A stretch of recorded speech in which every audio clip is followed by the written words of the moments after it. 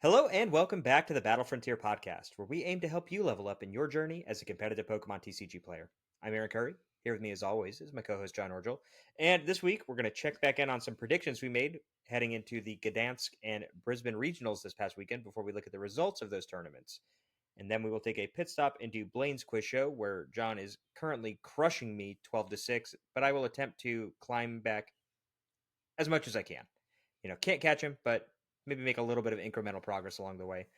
And then we figured with no tournaments coming up this weekend, aside from pre releases, we'll take a look at some of the cards in the Phantasmal Flames set and how we think they'll fare in this metagame as we head into things post LAIC. We still have a good ways away, fair number of tournaments before these cards become legal, but always good to check in and see how powerful we think the cards are. But before we get into all of that, I know you were doing some pre release stuff this past week, John. How about you fill me in on the details? Sure. Yeah, I went up to Charleston, or went down to Charleston over the weekend. That's where my parents still live. And Sunday, had time to go to a pre-release at Final Round Games in Latson slash Somerville, South Carolina. About 15 minutes from where my parents live.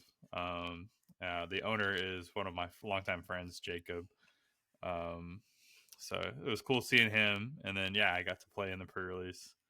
I got the Broken Dark deck, dude. I don't know. I I know know you didn't get to nothing about play the any pre release promos. It's fair. There was four different ones: Psychic, Dark, Fighting, and Fire.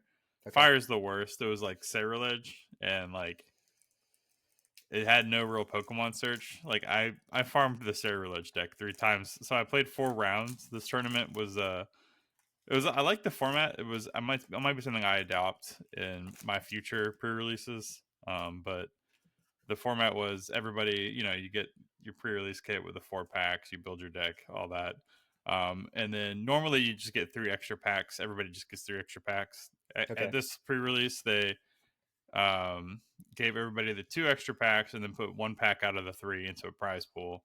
Okay. And then gave out based on how you placed, like, more prizing. So I'm like, Yeah. okay, that was fun. Um, so I got second. I went 3-1. I lost in the last round to Deck Out. Actually, one of the decks was a Flygon deck, which we'll get into all the crazy, I guess, abilities that are coming out. But this one, it wasn't all that like it was annoying, and then eventually, I lost because I decked out. He got his last Flygon in his deck, evolved by Rare Candy into the Flygon, which has an ability when it evolves or when it comes into play. When it evolves, you mill the top 2 cards of your opponent's deck. So I lost my deck out, and it was frustrating to me because in the pre-release, like the 40 card pre-constructed deck, uh, I had an energy recycler, and I'm like, I already run 12 energy. I don't need more energy Mm, back at some point. And I'm like, so if I'd put that card, if I'd left it in there, I'm pretty sure I would have eventually won. But you got life too goes cocky, on. man. I did. I did. I flew too close to the sun. Um, but the dark deck felt cool. It was cool, like using Sableye, like sneaking him in. And we'll get into all the different attackers, I guess, Sure. later on. But yeah, it was a fun time. I hadn't played in a pre-release in, like, gosh, it must have been like close to a year, man. It's been a long time. Um, I usually just end up running them, and I did run one on Monday. I had my pre-release at my league. We were one away from hitting our cap of 32, so we had 31, and so that was like a full house, and it was really good. Really good turnout. Everybody seemed pretty happy. Some new faces that didn't just like get up and walk out whenever they got their product. Everybody stuck around till the end. Nice. So that was cool. Uh, didn't have to, like, ban anybody from the store from just scamming product that way. Yeah. Yeah. Which I talked with Jacob about, and apparently that's more and more common now. So you know, don't love that, but is what it is, I guess. With sealed product becoming harder and harder to find, it makes sense that people are just trying to, yeah, abuse the pre-release format for Well, And I get it. Like it's one of the few ways you can get stuff at MSRP reliably. right, and like getting stuff ahead of street release date is Right. a pretty big deal for people that are trying to run whatever grift they're trying to run. I know Right. And there's still there's issues always with somebody like trying to be like the first to submit a new exactly. card to PSA and get it Hmm. graded and get it back and say that they were the first, and that's fine. But it sucks the fun out of it for sure. Yeah. But yeah, that was my weekend. Enjoyed Charleston, South Carolina. It's a beautiful weekend, weather weekend down there. I love Charleston. Charleston in like October is my favorite time of the year to go there. Hmm. Like it's not humid. It's not like too cold and rainy yet. Like it kind of gets kind of gross in the winter, but it's like it was peak like just perfect crisp fall weather down there, but not too cold. So we walked around downtown and just had a good. We went to a nice restaurant with my parents for my dad's birthday, and yeah, just had a nice little night out on the town on Saturday, and then watched the Bills game with my dad. They beat the Chiefs, so love to see that. Was happy to see the Bills pull out a resounding victory, even though they only won by one touchdown. It was still like a full like they looked pretty good, so I was pretty happy to see that. I didn't share that with my dad. That's always fun. So, Yeah, uh, absolutely. yeah, I know you were probably watching the World Series and getting hype about that. So I definitely want to hear about your week, Aaron. How was your week? Good man. Like you said, watching the World Series, it was probably honestly the best World Series that I remember watching in recent history. Like neither team was commandingly ahead the entire time, and I legitimately thought that the Blue Jays were going to win the series. Oh yeah, But it seemed like the magic number was every single time that the Blue Jays were kept under 6 runs, they didn't win the game. And you can say what you will about a couple of things. I know people were complaining about a couple of calls in the last game, but I mean, at the end of the day, yeah. like that's baseball. But it was crazy. Like especially the ending of that game was absolutely absurd. Like And Game 7. yeah, yeah, or Yeah, probably walk just like off is from yeah, like the eighth inning on when it got like down to the nitty gritty, and you're like, okay, well, who's gonna win? Like once you like the Dodgers are just bringing it back and they're closer.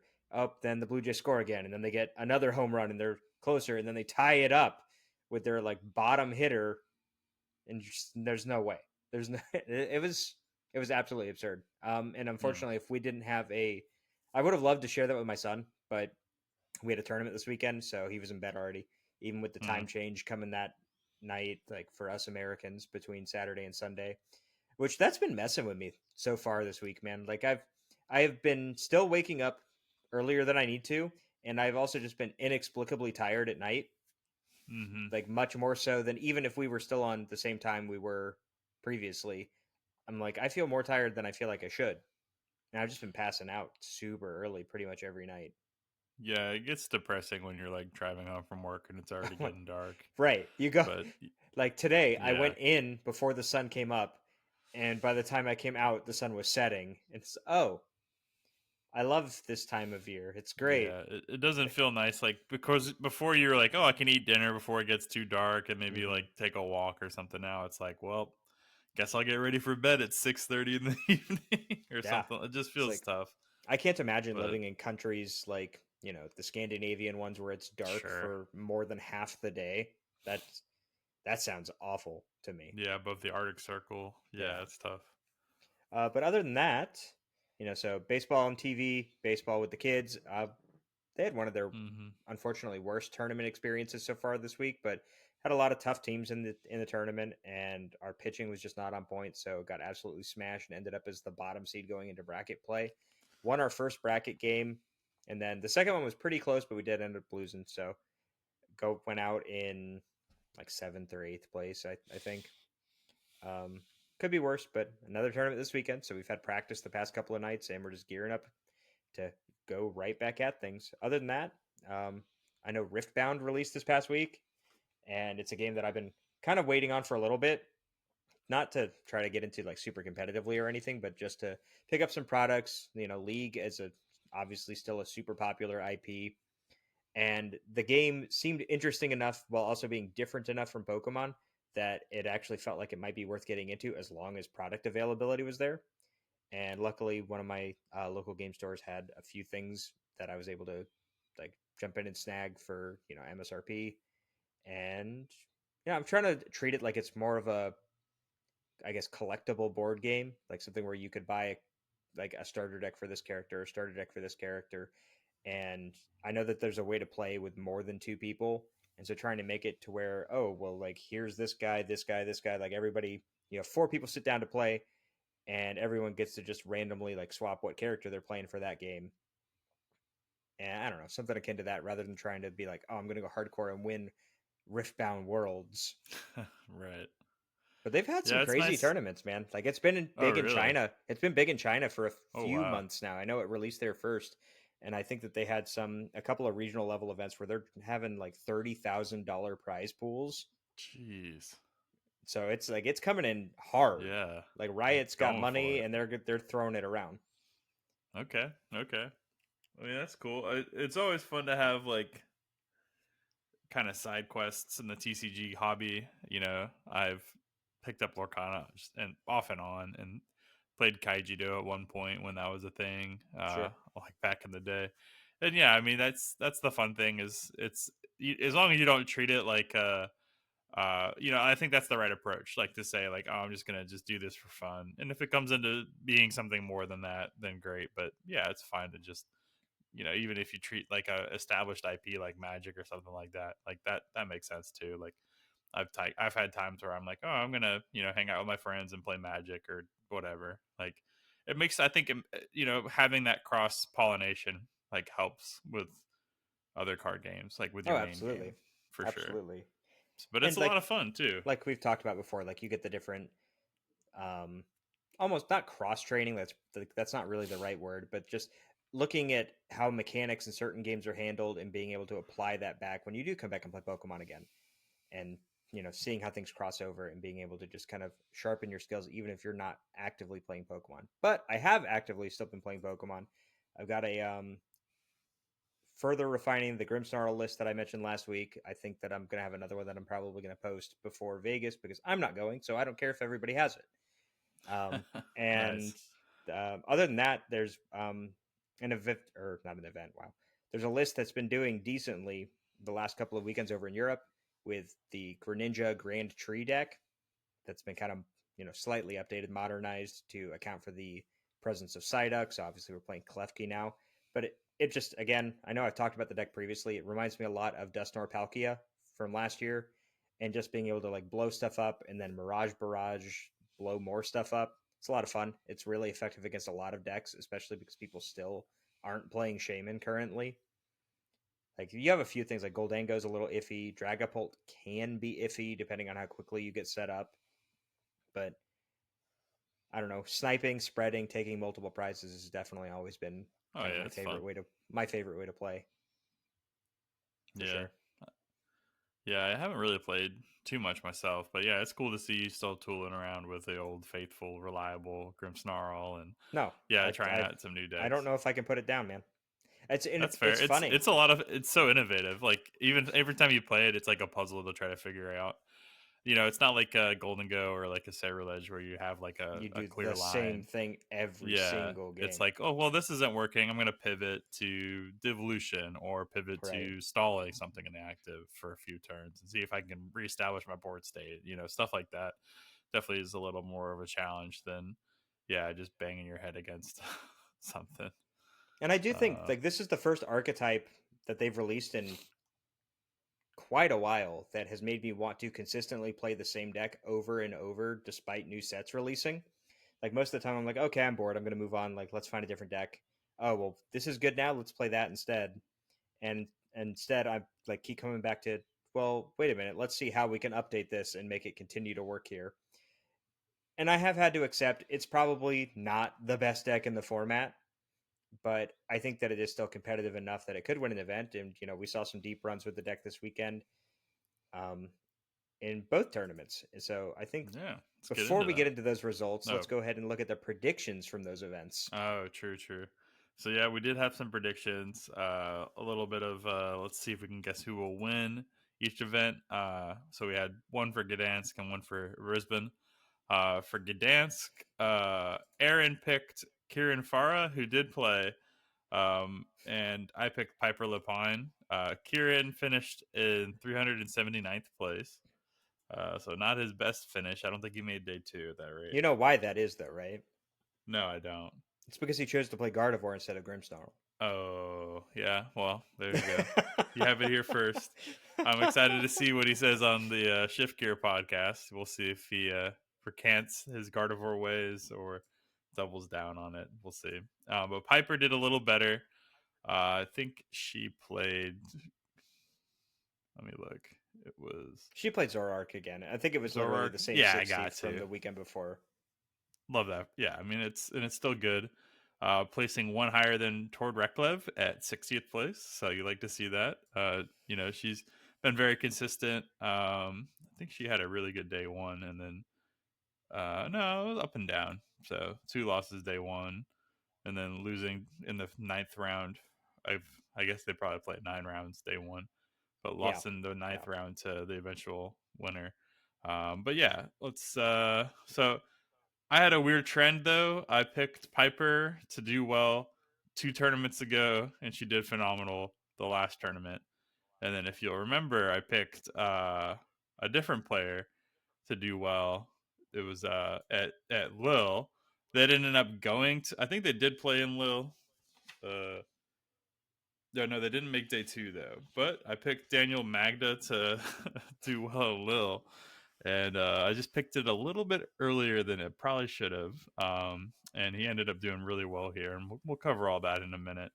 I just wanted to give myself a little pat on the back for that, though. Um, we had Well, I'm another gonna say tournament though. We had, go ahead. I was gonna say before we get into that, I also, last week I mentioned offhandedly that Mike Ellis was gonna show up and spike a Grimmsnarl finish, and spoiler alert, Mike made cut again with Grimmsnarl. So Yeah, maybe I should have stuck with my gut there.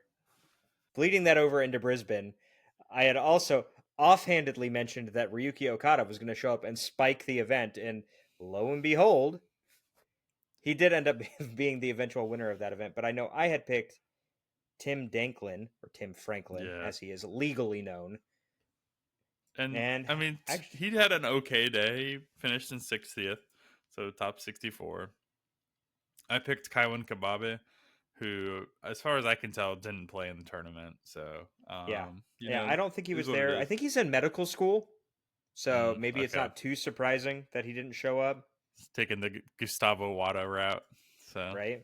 take a year or 2 off and then come back and reestablish dominance over the competition. So, but respect, that's life. Life meets us all at different points when our Pokemon journey. So we have to establish you know, when we want to play with the game and all that stuff. But yeah, I Healthy think that's boundaries. a even split. Especially our top finishers both finishing in 60th place at their respective tournaments. Gdansk had a larger field, so I think Piper had the better placement if you're going to go that far. But we'll call it a tie just for fun. And yeah, I think um, there was some impressions from the results over the weekend. I didn't really get to watch too much. I was kind of busy with just family stuff and traveling and Sure. all that.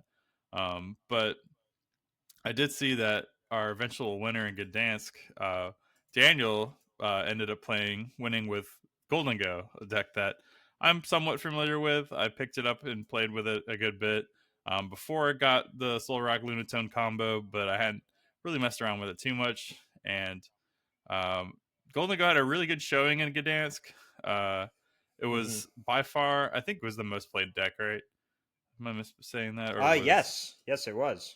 So if we come over so here and we look at the metagame for the event, pretty good play rate and oh my word, solid conversion rate at about 18.9 19%, which is pretty good for the most played deck. Usually we see that not always hold true. So a good weekend honestly for Golden Go.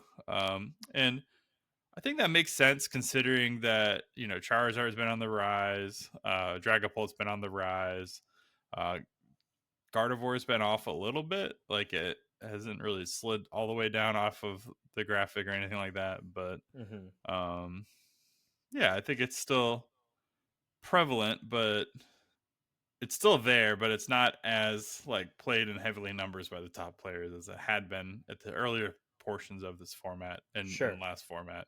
Um, Well, yeah, and I'm looking at the numbers a again. bit there's a bit more here too, where we've got the Absol boxes that did really well in Milwaukee suddenly had fallen off as of last week and had gotten to a point where they said they had to decide, okay, are people respecting Cornerstone enough that I would remove it from my deck and just not even worry about it, well, even though that's typically your primary out to beating the Goldango deck. And there are other ways for the deck to go about it. I know we've seen people include copies of either Eerie or Zerosic and then attempting to do some kind of trick play with one of those cards in tandem with Absol to just rip a bunch of resources out of the Goldango player's hand and make it impossible for them to take a knockout on this 330, 380 HP Pokemon. But Cornerstone was kind of the go-to way to win that matchup initially. But everything had answers to Cornerstone last week. So Absol Right. kind of either one, just falling down in play rate in general. I mean, if we come in and we look at the day one percentage here, it was down to 4% when I think it was still at 5 or 6 as of last week, so falling further down. And then we also see Sarah Ledge has continued to steadily decline in play, which is something that Goldango was really on the lookout for previously. And Goldango has kind of boasted solid matchups into Dragapult and Gardevoir historically, depending on how things are tooled. And now you've got the respect that Gardevoir is having to put back on the Dragapult matchup after Lil. It just kind of creates this perfect storm for this straightforward deck to kind of pop back up and just bust its way through the tournament. Yeah. Yeah, and definitely like looking at Gardevoir, the Gardevoir Jellicent build was far less played. So that Exactly. was a huge Yes. factor because Yep. that has a Golden has a much worse matchup into that than the regular standard Gardevoir. Not being able to use superior energy retrieval, and Buddy Poffin and all those things to set up. Really hampers that deck from being able to continuously take knockouts. Eventually, you can just kind of item lock them out of the game. So yeah, definitely turn in the favor for Golden Go here. I guess that makes sense a lot. I'm not too surprised by that, but it is surprising to see like the number of Golden Go after the last few weekends where it just didn't really show up at all. Right. Right. And people were kind of like writing it off a little bit. But yeah, definitely. I don't think anything else was that surprising. Like we didn't see the rise of a new deck or the maybe like the two EV boxes is kind of surprising. Right. That would be the one thing I look at this page and say. And then yeah, the Greninja that barely missed out on cut. Unfortunately, we had another week where a 17th placed player with the same match point total as the rest of the players in top cut missed out on cut. So another victim of the bubble, if you will. Well, And that's a and do you little want bit to of a hear? bummer. Yeah, go ahead. Do you want to hear another bit of irony?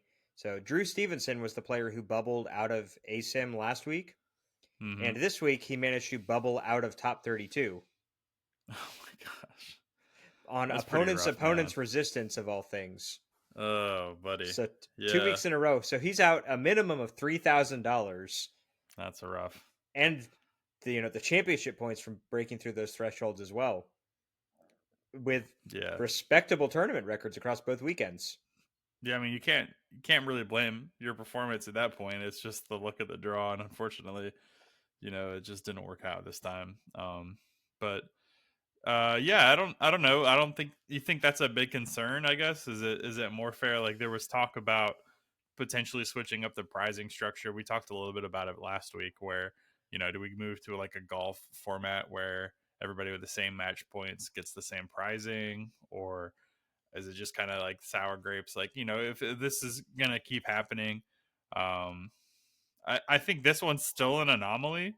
If we look at Right. like the match point total going into top cut, it was very crowded at at the top where everybody that made top cut either had 31 or 32 match points, and that's pretty uncommon if we look at like other regionals. There's usually like one or two players that will separate themselves and have a stronger record Hmm. than the rest of cut. You'll have somebody that gets 38 or 35 match points, with going X, X1 or X2 O or something like that. But everybody was either X21 or X12 going into cut. And that was, you know, just a little bit more condensed at the top, or at least like spread a little thinner, I guess. I don't know how to best phrase that, but something like that.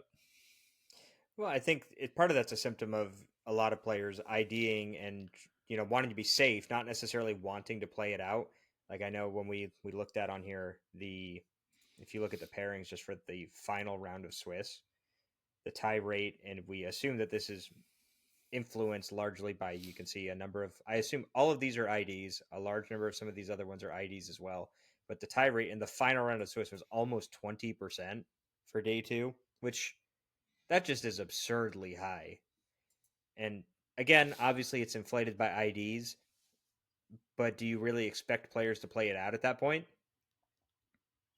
Right. Especially when the margin of, like, if you win, you lock up, or if you tie, you lock up top cut. If you play it out, you could potentially lose out on top 32. So you're losing out Right, on cash absolutely. prizing. It's like, why would you risk that? Why would you feel like, even if you have to play that asim round, where one person bubbles, I like my chances of bubbling versus, like, even if I bubble, I'm still making some amount of money, as opposed to if I play it out and lose, then I'm out of, like, a lot of money. It's pretty rough. Yeah, yeah. And you did see a fair number of wins on that page as well. So it's not like literally Sure. everybody that made cut tied. And I have to assume some of the ties were still natural ties, but I think that we've seen the average tie rate across both of the last two European regionals be higher than that of any American regionals that have happened so far this year. And as long as that tie rate stays closer to that like 15-16% mark or lower, which it has historically over here in the States, it wouldn't surprise me to see this never come up over here, regardless of tournament size. Well, I think the overall tie rate for the tournament, looking at like Limitless Labs, it was listed, or looking at Pokedata, It was was still listed at 17, right? 16. Oh, maybe I misspoke then. So, I Can you mean, look up maybe what was later on. Oh, Milwaukee? good. Yeah, what was Let me look. Milwaukee at? Milwaukee was 16. Okay, so then there's just got to be some sort of wonky I, th- relationship, like you mentioned, the way that the tournament's yeah. playing out, the way that everybody's so condensed and crammed into the same kind of point bracket is un- undoubtedly influencing what we're seeing here. When you've Well, got now, weirdly enough, I've said that. I mean, in Milwaukee, everybody was either 34 or 35 match points. So, But to circle back, we did. John mentioned earlier that the Flareon boxes are the EV boxes, and you'd almost hesitate to call it that at this point, but we've kind of seen this weird merging of concepts between Terra box and EV box over time, starting with Alex Shemansky's list at Worlds this past year, or a couple months ago now at this point. But Emma Hagen has been a big proponent of this Flareon deck, playing it at every single regional that she's gone to, along with playing it at the Full Grip Games event, and had evolved the list even further, refined it even further, had, I believe, gone so far as to actually post her list on Twitter the week of the event prior to playing it. Said, hey, I'm not sharing my 60 with anybody for this weekend, so here everyone can use it or can see it hmm. ahead of time. And then went on and got second place at the event. And you, admittedly, if you go back and watch the footage of the finals, I would say only lost in the finals due to bad luck, bad variance, which is something that can happen to this deck from time to time. But you've just got a lot of tools here. I think a nice adaptation that you could really call out as being different from other lists for the deck is the jet energy. So really not wanting to be retreat locked by anything, being able to reset something like Carnelian or Blood Moon pretty easily are big benefits for this. Also being able to get turn one assault landings off without having to get Latios into play is something pretty cool that you can do with it. And this is definitely a deck that I've enjoyed playing from time to time as well. It's a lot of fun to play, and when things line up, you just have so many different tricks at your disposal that everyone knew that this deck was good. it's just kind of always been on the periphery most of the time. And I think maybe the like tide of Goldango is maybe what was able to kind of push this over, along with the still continued disrespect of Wellspring Mask Ogerpon. If you look through a lot of the list for this event, people still aren't playing Shaman, Hmm. and I'm sure Emma was able to capitalize on that over the weekend. Yeah, definitely reminds me of the Mies list that did well at Worlds, I believe, right? No, that would have Or been was in that Frankfurt. ah, sorry. Yeah, earlier on in this season, with the Pidgeot, and then yeah, taking out the Ditto, not running the third EV, so making a little room for Pidgeot that way, Sure. and just a bunch of one ofs, which normally is a huge issue. Um, but this deck still has one of the most broken engines with the Noctowl engine. Just being able to search out any trainer card in your deck whenever you do evolve. So, yep, and this deck kind of lives and dies by Noctowl for the most part. Getting that turn one fan rotom and establishing your board early is such a key component when you only have like the one draw supporter of Iono. Right. It can be really tough.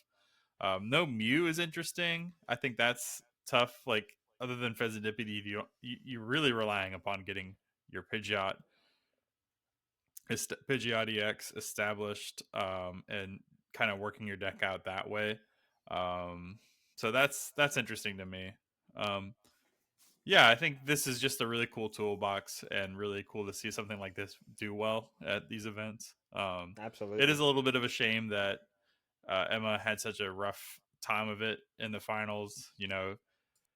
I don't know. It's.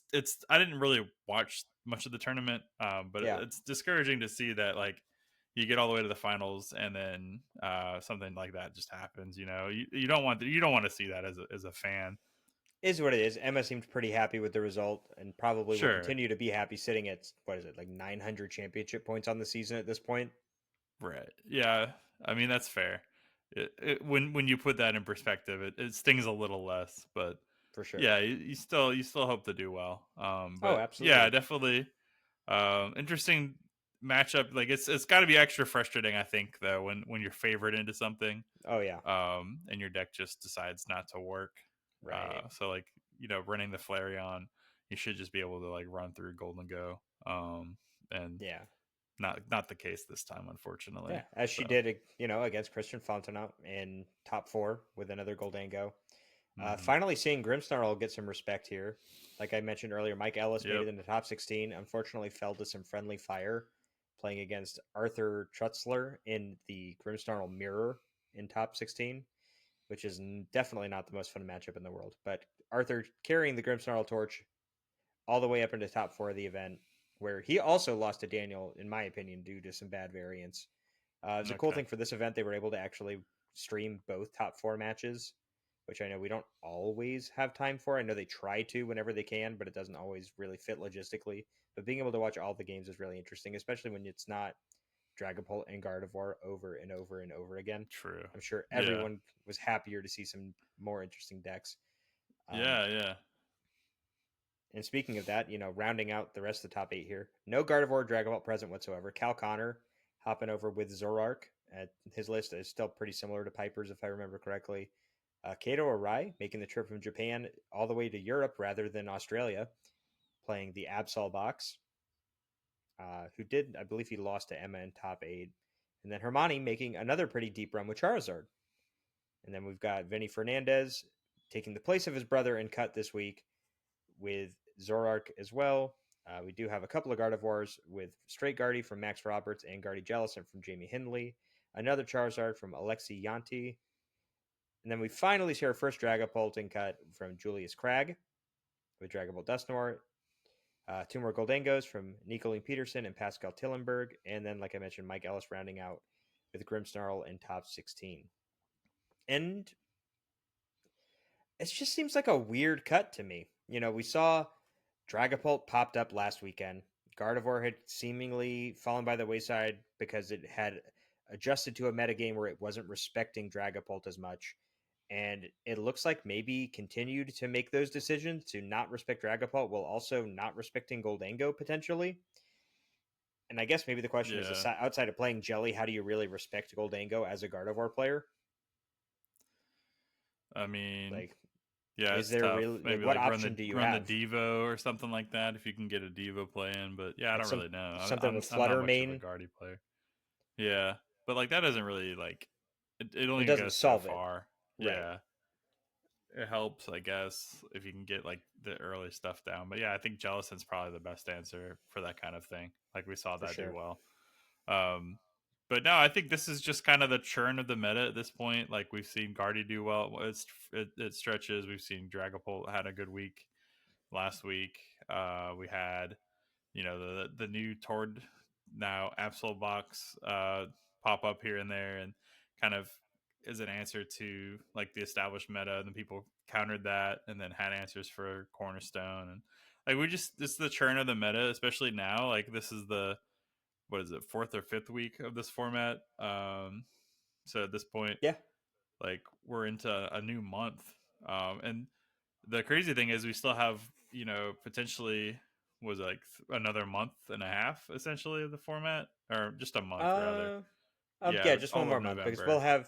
we'll have LAIC at the end of this month or in a few Right. weeks So now because 2 we've weeks will got be Vegas, then LAIC, Vegas then and then LAIC or Vegas plus Buenos Aires and then LAIC. Yeah, yeah. but still 3 more events with the same format. And I know that this Yeah, kind of happens around this time of year every year. Like we get some stretch where a given format takes up seemingly an exorbitant amount of tournaments, and normally you end up with the same tired meta game where it's the same deck winning over and over and over again. Like last year, I think it was Reggie Drago, just over and over and true. over, doing very well. It wasn't always winning every single event, but it was the expected BDIF and just present in super high numbers, doing really well at every event. And this year, things seem way more wide open, and it becomes much harder or much more of a task on players to really predict what they're going to see at a given event rather than being able to accurately say this will be this percentage, this will be this percentage, because a lot of those percentages are fluctuating week to week. Yeah. Yeah, it's so wide right now. Um and I don't expect that part to change. I expect like, you know, Henry Chow can innovate a Gardevoir list, and it just doesn't matter sometimes. Like it's still going to be good. Don't get me wrong, but it's not going to take over a tournament like we've seen. Sure. I think that that's just not as likely to happen now. And I still think that like the good players will still rise to the top. Like we're seeing continuing Right. performances from a lot of these players, um, but they're all just doing it with whatever deck that they feel like they have the best chance to win. Like they're not trying to metagame too hard. They're more playing decks that they want to play. Like I think Daniel's played Golden Go for forever. Quite a bit, I except for believe. that little foray into or Garchomp last week. Sure, yeah, Didn't. that was a fluke. We'll chalk it up to that. Emma's played, Flareon forever. I mean, Cal Connors played Zorark for a minute. All Yeah. of these players are kind of playing the deck that they want to play, and aren't forcing themselves to like innovate too much. And I think that's suiting well. That kind of decision making and leaning into that is suiting this format really well when it really is allowing skill expression. It really is allowing like players to play the matchups as they present it to themselves, and you can find ways to outplay your opponents with the skills of your deck. And I think that's pretty cool. Yeah.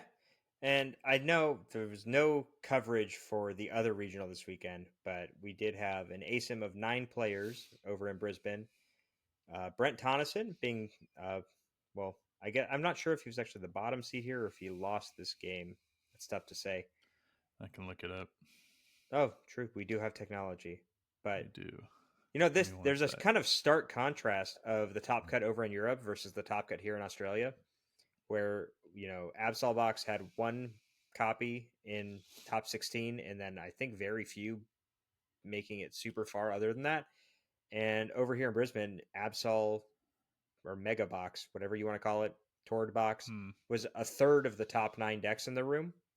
And then as you continue to look down, there's another one in top 16, at least one more in top 32, and just pushing things out of the way. And now we get to see the continued success of Dragapult with Brent Tonneson, Max Kunde, and Satoru Mizutani. all bringing Dragapult Dusknoir to the event, and then Yeah. 2 copies of Charizard and one more Goldango. And so it's still no Gardevoir. Gardevoir's kind of on fraud watch, maybe, or is it just because the Henry Chow contingent is not present? It's a hard one to say. Just to give a clarification, you said Brent that he did lose in ASIM. He was the Okay, only person to play ASIM for this, as the cut ended at ninth there. sure, okay, Um, yep. So was the ninth seed going into cut and lost to Kate. I believe. One sec. You lost to. I just had it up. I'm not gonna worry about it. Anyways, yeah, not too worried about it. But yeah, I think it always seems like whenever Australia gets their hands onto it, they people just want to play whatever deck did well like 2 weeks before. There seems to be like a bit of a delay, and then yeah, the Japanese players seems like they wanted to play the Absol box deck. They liked, sure, I think Tord worked with some of the Japanese contingent on yeah. innovating the deck, and so obviously they want to show off what they did and what they helped build in some ways. Well, right, It's especially since they never got a chance to play it in Japan in that format. right. Like it wasn't a known quantity at the time that Champions League happened. So they said, "Oh, well, I technically could play this in the whatever the Japanese equivalent of Phantasmal Flames is format, but maybe it's not as good there. So let me come back and play it at a format where I feel like it's better, or I just don't want to play Dragapult or Gardevoir or what have you." I know a lot of Japanese players do trend toward big basic decks when as frequently as possible, and it's no surprise to see them continue to be successful. Ryuki is no stranger to this type of strategy, like a trolley based deck. Ryuki obviously won or EUIC last year with Cloth, and so coming back out here, giving the trolley another spin, and like we mentioned, no cornerstone. But we do see both that Erie and that Zero-6. So that's how you that's your sticking point. That's how you're winning your Goldango matchup. Is just ripping all of the cards out of the Goldango player's hand and hoping that that's enough to get you over the finish line. Yeah. So kind of a list we're used to seeing at this point. A combination of the Lively Stadium and Bravery Charm list versus some of the other stuff we've seen. Mm-hmm. Um, but yeah, this is running a 2 Yveltal. I think there's nothing too surprising with this at this point. But yeah, it looks good. It looks solid. It definitely is leaning into disruption with Absol over the Cornerstone line, which I think is the right way to go at this point.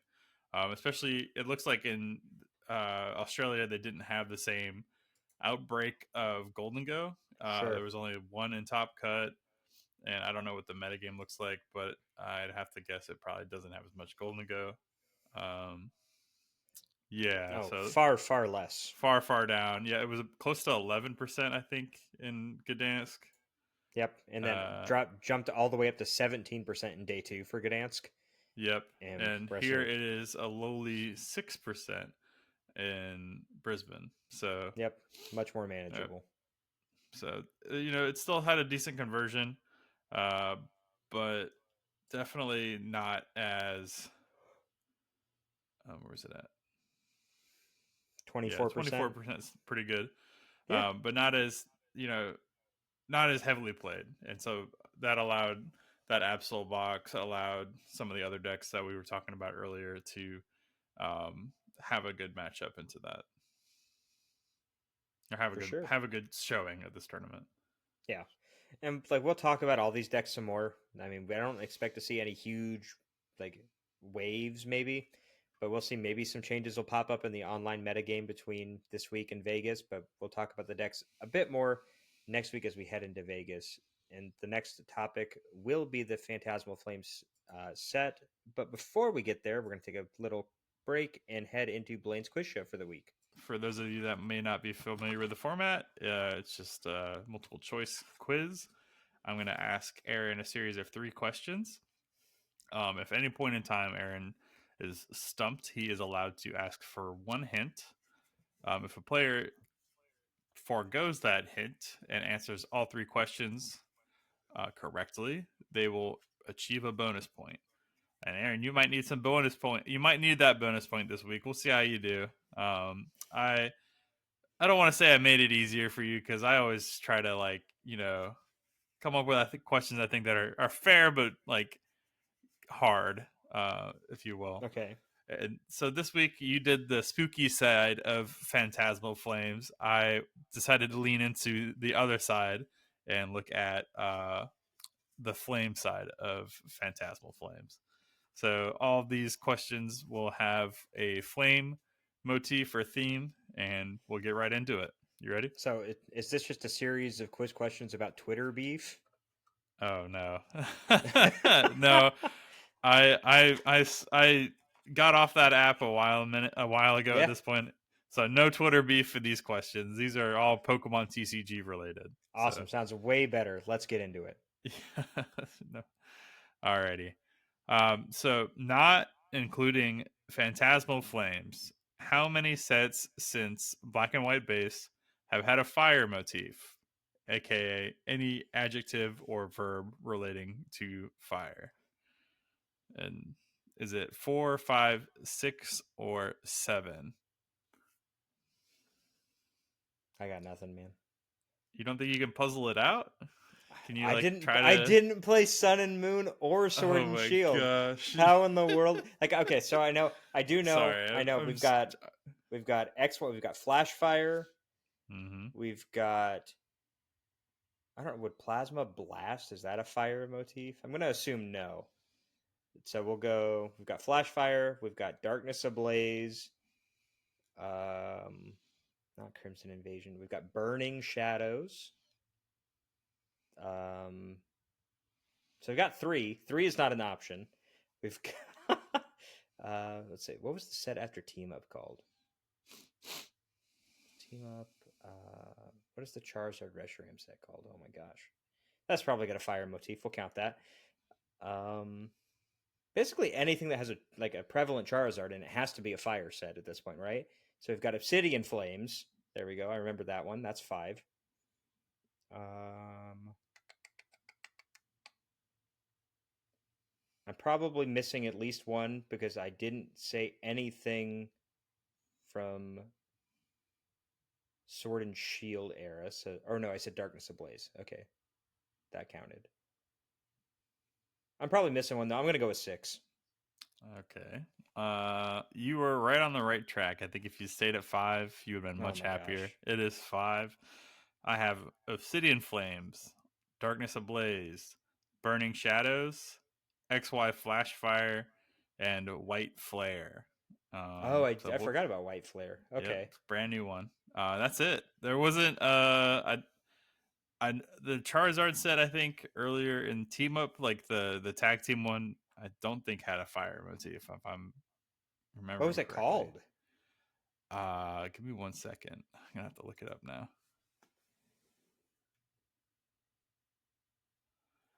Um,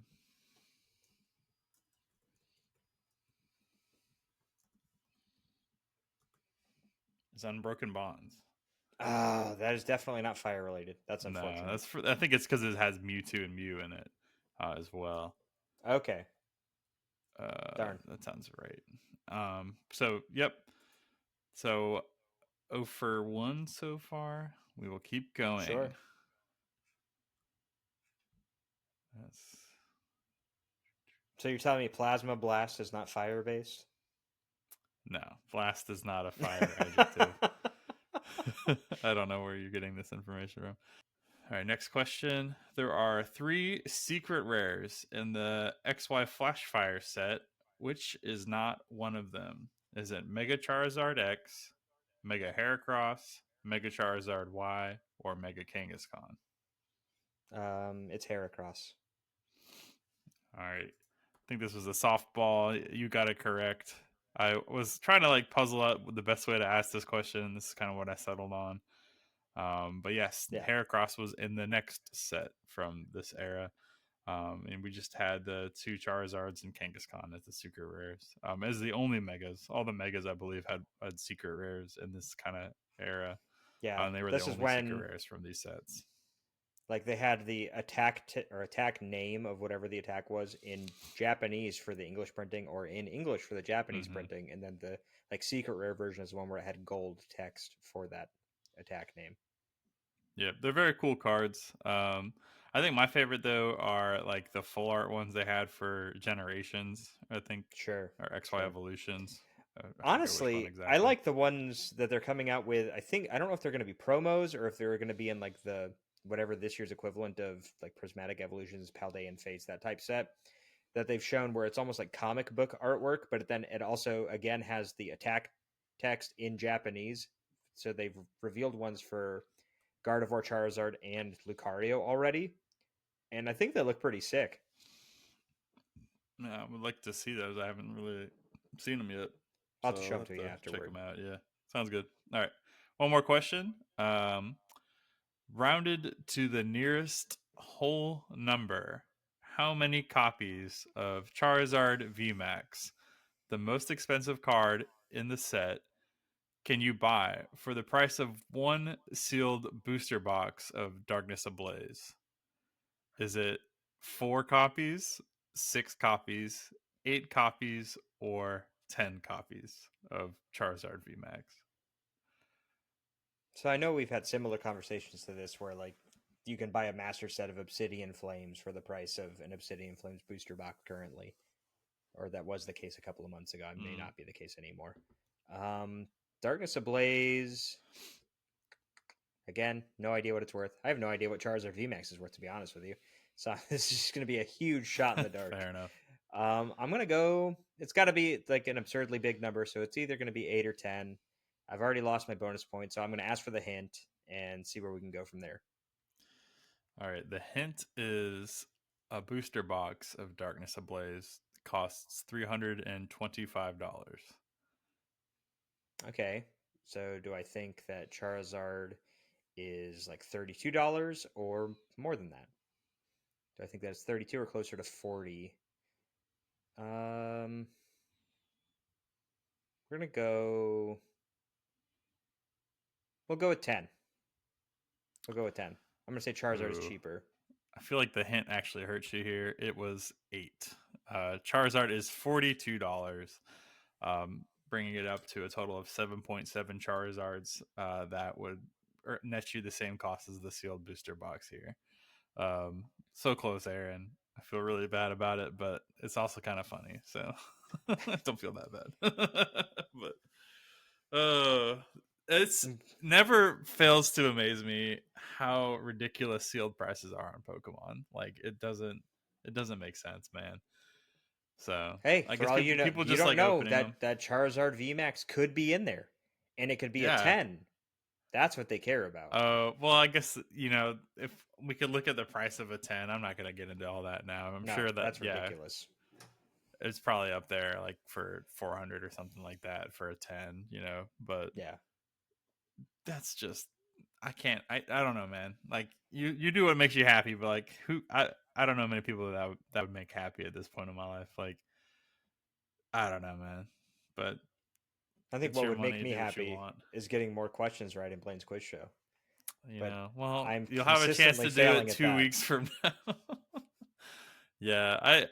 Are you like? Is it me? Is it a me problem, Aaron? Do I need to like look in No, the you're. mirror I and mean, at some point, I may have to study on start these. looking at pricing? Clearly, need to study these topics that you enjoy asking questions about because I am utterly failing at them.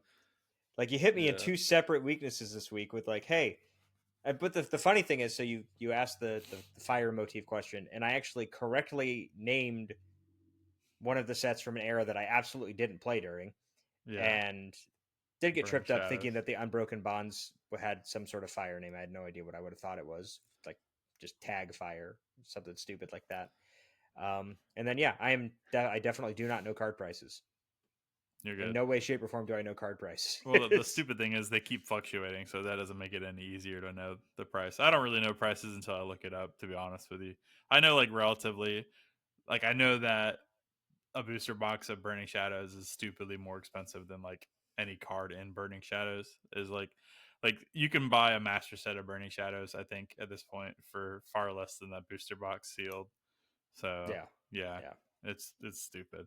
But anyways, that's the crazy world we live in, and I Yep. like it because I get to ask you silly questions about it. And yeah, that's Blaine's quiz show. So we go from what was it, 12 to I had 6, so 8? I'm up to 7 now. Okay, Still and hopelessly behind, and you will continue to pull further and further away. you know But that is that's okay. the name of the game. You Yep. know, talking like if we're going to talk about sets that are probably going to end up with booster boxes that cost more than what the set is worth, Oh yeah. then we are right at home with Phantasmal Flames. It was just one Japanese set, right? And then some Correct. some battle Yeah. decks thrown in. So Yep. So this set is comprised of the Japanese Inferno X set along with the Mega Diancie, Mega Gengar battle decks, which were also again released as separate products over here, but similar to what they did with Steven's Metagross and Marnie's Grimmsnarl EX with Destined Rivals, they've included all of those cards in this set as well, with the exception of the couple of like promo IRs that they stuck there. But let's go ahead and jump into some of these cards, right? sure. First one, I know people like this guy a lot. I think just in general, Mega Heracross, unfortunately, has never had a very good card. Um, but in this one is no exception to that. We've got Panzerhorn for 2 grass energy, does 100 damage, and if this Pokemon was damaged by an attack during your opponent's last turn, this attack does that much more damage. And for 3 grass, Mountain Thrust does 170, and you discard the top 2 cards of your opponent's deck. And this is just a super lackluster card for something that gives up 3 prizes. Yeah, if it was tankier somehow, or if there's a way to increase his HP to the point where you could almost guarantee it wouldn't get knocked down in one hit, I think it's a Sure. little bit better. Um, but it's even then like just kind of hard to like maneuver. It being a mega, giving up 3 prizes. If you have to use Panzerhorn, it means you're damaged, so you could potentially heal yourself. And there are ways to Um, do that in this set. yeah, we'll get into some of that. But I don't think it's like a really good viable strategy against a lot of the top decks. If you're getting one shot anyways, you don't get to use Panzerhorn, and Mountain Thrust is a mediocre attack for a mega. Right. Yeah, I mean, at that point, like you're probably playing this with some combination of, all of what we've seen in the Mega Venusaur deck from the Mega Evolution set. Some combination of Venusaur, Meganium, and Teal Mask Ogerpon. And at that point, why aren't you? If you want to attack with a Mega, just attack with the Venusaur, or you're even probably better off just attacking with Ogerpon rather than attacking with Mega Heracross Yeah. Um, overall.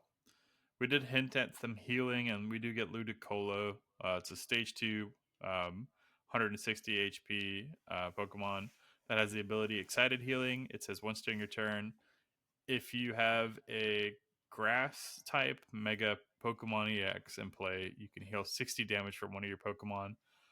So that I guess would allow you, in theory, to heal off your Mega Heracross after it gets damaged, Mm-hmm. and keep it in play. And then you don't necessarily need to focus that down. You could use it on you could run one of these in your Mega um, Venusaur deck or something like For that, sure. like a beefier grass guy that is really hard to knock out. This makes a lot more sense. And yeah, I think that's it. I don't know, man. It's like one of those things. It's like, do I really think this will get played? There might be a niche for it in a grass deck, like a Mega Venusaur deck, but if you're running Mega Venusaur, you're probably running either Meganium or Right. you're running a bunch of other stuff. Any deck that runs 2 stage 2s, that's one of those stage 2s isn't Pidgeot EX, like that just feels really weird.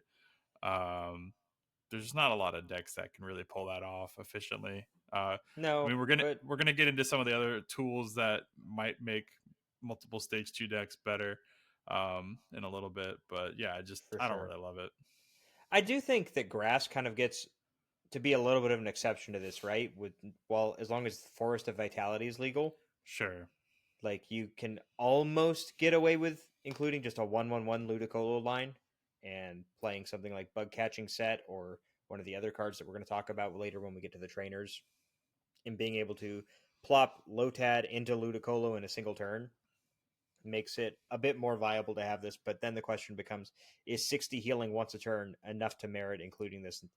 And the answer is maybe. I mean, that's all of the residual damage from Phantom Dive cleared Yeah. off of a Pokemon if it was to be put onto a single Pokemon. Which obviously, if the Dragapult player knows you're playing Ludicolo, they're either going to boss the Ludicolo or they're not going to put 60 on one guy to begin with. And they'll diversify where that damage is going, and it won't be as effective.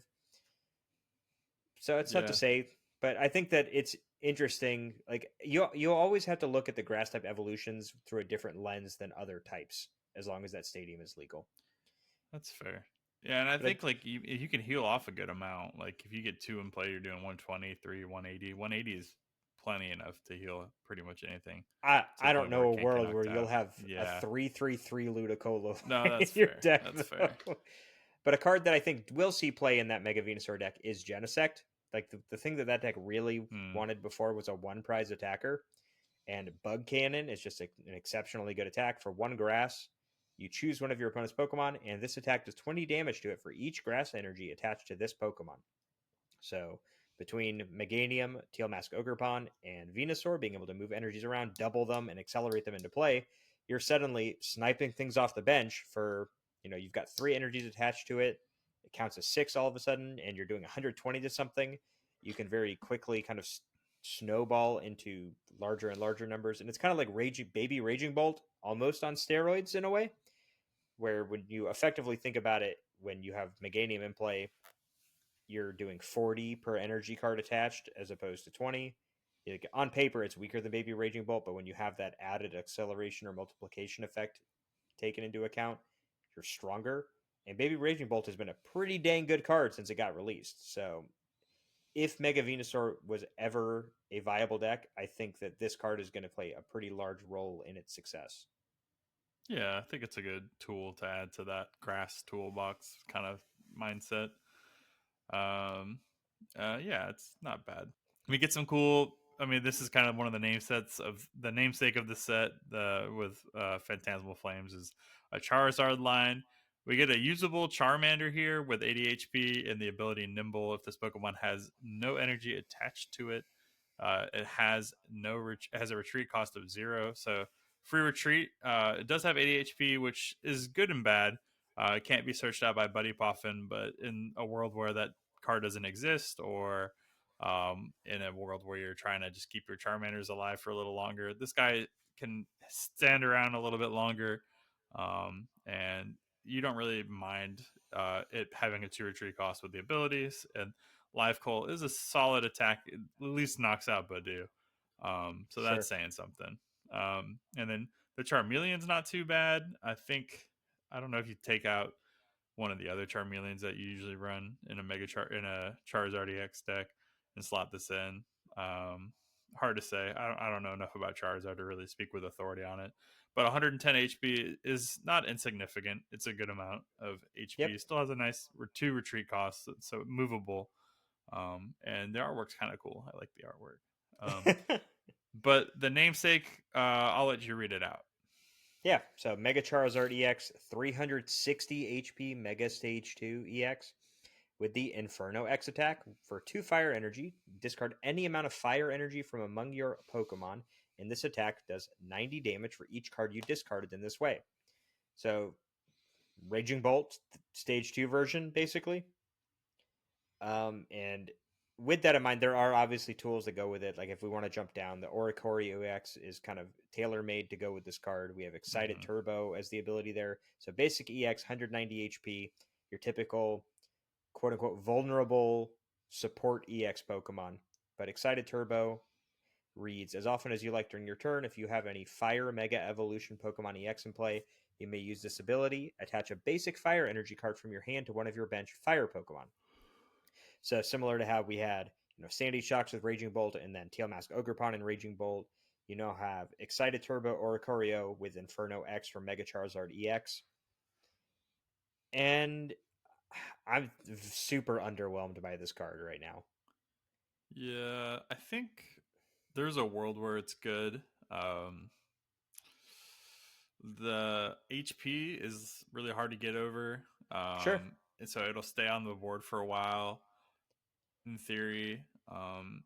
And I mean, if there if there is a world where like we get a bunch of megas that are just duking it out, this guy is definitely gonna like be better. Um, and the fact that you could run this guy and then run the Reshiram, run some other fire Pokemon that are able to kind of combo with Oricorio's fire acceleration. We're getting a little bit more of fire support. Um, Yeah. yeah, I don't know. I mean, Moltres is okay. I don't think it's that good. Like, nah, it's not good. But like, there's some fire. Moltres is a sick card. But I was not done with Charizard yet. Oh, sorry, go ahead. But yeah, like I think we go back. We always go back to Raging Bolt. Felt like, oh well, this card's overstated and really powerful, but like, okay, you're hitting two prizer against two prizer. Like, when does that really matter? And there are Right. times where that matters. There are times where like, beat stick decks are prominent, and you have the bigger guy that's harder to knock out, and you win. Like, and that'll come up, and as long as you can pivot, like the fact that it's a stage two means you can pivot away from like a one prize board early, and then pivot into the three prizer and close out Mega Charizard. You can choose when to put that into play as opposed to having it in play from the start. So that's a little bit of a difference, I'd say, from like the Raging Bolt kind of thing, where you have to get into play early and power up your board that way and make it a little bit more vulnerable while you're setting up. This Hmm. allows you to like choose when to put that into play, and when do you want to move towards that strategy. Yeah, So I guess that's true. The thing that bothers me about it, and maybe this is just the case until rotation occurs, but we still have regular Charizard EX, sure, which has always been an amazing kind of late game monster card to begin with. So why do you need this to close your game out when you have the thing that already ramps up its damage output to one hit KO basically everything in the game, and you have the cards to overcome the ones that it can't one hit KO in the form of the Dust Noir line, and that just kind of compensates for like the issue with this with Mega Charizard EX is you're forced to run more fire energy just to be able to attack with it consistently, right? And like maybe you can make the argument that you can play things like superior energy retrieval. You could get away with running, I don't know, 6 or 7 energy as opposed to having to run like 12, like Raging Bolt does. But at that point, it seems like you're stretching and really trying to like force kind of a square peg in a round hole. And maybe I'm biased because I don't believe we've seen this really pop up as a core archetype. Like we've seen sure, one of Mega Charizards in Charizard Pidgeot decks, but even that feels a little out of place. Like the best use case I can see for it in that deck is that it's a cornerstone answer, just because it doesn't have an ability. Being able to discard 3 fires from your board to do 270 is not terrible. yeah. I think the real strength of this card is not as accessory to a Charizard EX deck. I think it's as its own deck. And then you can like use Oricorio to power up other stuff. The fact that Oricorio doesn't have to attach the fire energy to like a Mega, it can do it to any fire Pokemon on your bench. Mm-hmm. That I think helps a lot. I mean, obviously, Oricorio can be a liability as it has only 190 HP. Sure. But I don't know. It's I think it's still early days for this card. I don't want to write it off. I think it is overstated. It is just a beefy guy that is really hard to knock out. There's going to be a time where this card just kind of is dominant, and it might not be for like this format. With Golden Go and Raging Bolt kind of doing what this does better with as a two prizer instead of as a three prizer. But like those will rotate at some point, and this will be like the only way to knock stuff out in one hit, and it'll still be powerful to pair with some other stuff. And if we don't have an easy way to hit 360 HP, I can see a world where like, yeah, this guy is kind of a mainstay of the format. So, Yeah, you could definitely be right. but Definitely. yeah, I Uh, agree. I think we won't see it right away. I'd agree with that. That we probably won't see it kind of develop until later on. sure. A card I do think we're going to see right away, and I know that you mentioned that you weren't a huge fan of it, is the Moltres. So 120 HP basic, 1 retreat, 1 fire energy. The fighting wings attack does 20 damage, but if your opponent's active Pokemon is a Pokemon EX, the attack does 90 more damage. And so the main use case for this in my mind is if you're behind against Goldango, just fire Defiance Band, 1 hit KOs a Goldango No, that's every true. single time. And that's big for if your deck Yeah, can fit in Prism Energy or Luminous Energy, and Goldango gives you a hard time. Like you Arvin for Defiance Band plus Nest Ball, attach a fire energy, get this thing active, and poof, Goldango's gone. And then when they trade back into it, cool, you don't really care. Or if they go around right. it, it's kind of like Chi Yu, but with less cards in a lot of Yeah, ways. yeah. I mean, one prize like a one prizer that hits for one energy efficiently. I'll give you that. I think that's as a counter, it's a good counter. It is a very strong like that's a good use case for this. I guess I didn't Yeah. really gravitate towards that originally. No. And yeah, same kind of thing with like a teal mask, ogre Exactly. pawn. Exactly. So the fire's in a decent spot as far as it hitting for weakness against some popular types. And not being like water is not too popular right now. I don't think there's any deck that other than like corn like what is it? The Wellspring teal, Ogrepon. yeah, Wellspring Mask. I think that's pretty much the only consistent water Pokemon. Sure. That Chi-Yu's fallen off, and we don't really have like Vaporeon or anything like that at this point. But yeah, I could see some use. Definitely, like yeah, you said like the fact that you can run Prism or Luminous Energy and power it up pretty easily is pretty nice. For sure. For sure. Card that I hadn't looked at all, but I guess does maybe fit the bill if you are putting a Mega Charizard XEX deck together is the Reshiram. So you could Oricorio 4 fires to it to do 240 from a one prizer, which is a relevant number. 240 is a lot of damage for something that's only gives up one prize. But other than that, the card's pretty mediocre. Yeah, I think it's okay. Yeah, I think that would be the one case where it would be pretty good. We have Embor from uh, Embor, like the Oh, stage from two yeah, Pokemon, Black Bolt, White Flare Black with Bug White Flare. So we're gonna get Inferno Fandango action.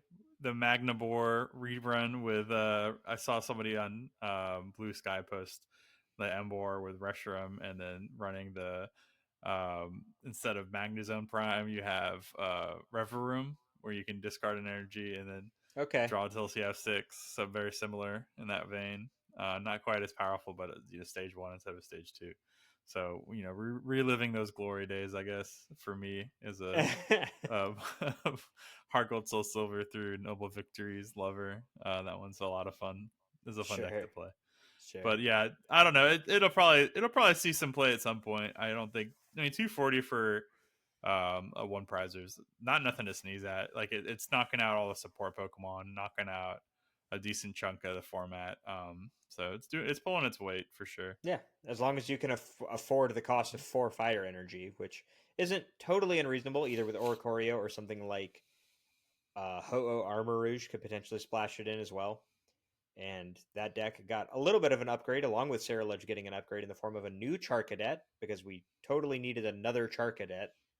But this one has Gather Power for a fire energy, which is just minor errand running, but for a fire. And then for another 1 fire attack, you do Chop for 10.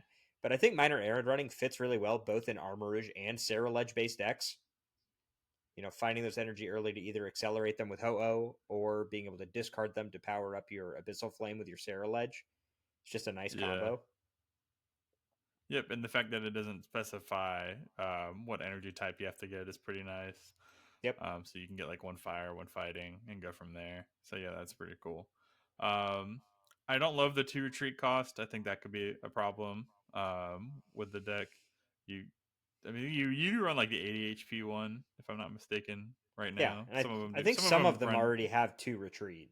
sure. So if you're gonna like opt for that, I guess it makes sense. It's like, do I want the trade off of an 80 HP Charcadet or is like gather power powerful enough? I don't know enough to really like be excited by it. If I'm honest, like I don't play enough Ceruledge to like, oh, am I really missing out on energy turn one? But like, yeah, it's not bad if you're going second.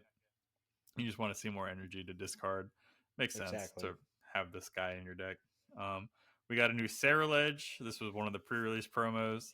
It has for 1 fire Purgatory Slash. It does 220 damage, but you have to discard 4 fire. I don't think it's that good. Nope. So we can just skip it. Yeah, like Cerulege GX already does this much damage, doesn't get Yeah. stopped by something like Cornerstone. I mean, yeah, technically you can't hit through Mimikyu, but if you're doing this to hit through Mimikyu, I think you have other problems.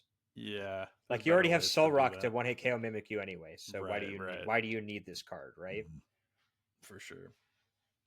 Rotom EX continues the trend of trying to make tool type things happen, and I know that we mentioned want to say it was 2 sets ago now. I think it's Destined Rivals where you have all of the different Rotoms that have like the tool drop style attack where they do damage based on the number of tools you have in play.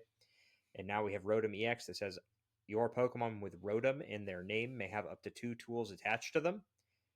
This Pokemon loses the ability, discard Pokemon tools from your Pokemon until they only have one remaining, and then the attack is totally unimportant, so we won't read it.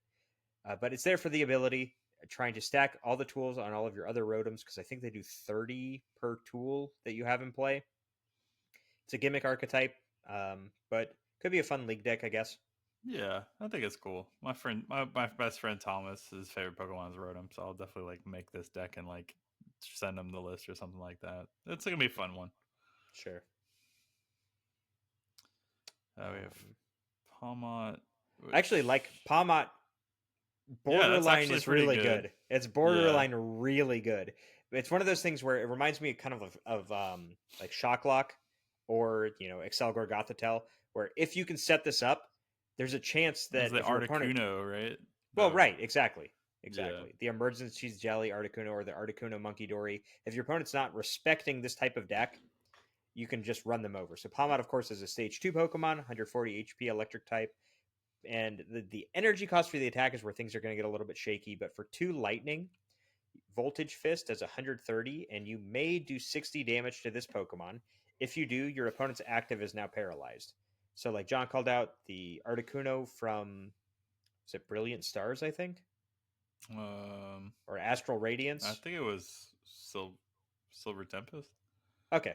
I don't know. One of the V Star One of sets those, yeah. had an Articuno in Lady it that Storm did Shield. basically had the same effect or very similar.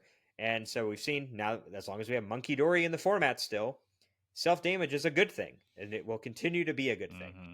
So being able to do 130, paralyze their active, and then just pinging damage to their bench, or being able to KO whatever's active, they're forced to promote something. You paralyze that thing, and you continue that process until you just win the game.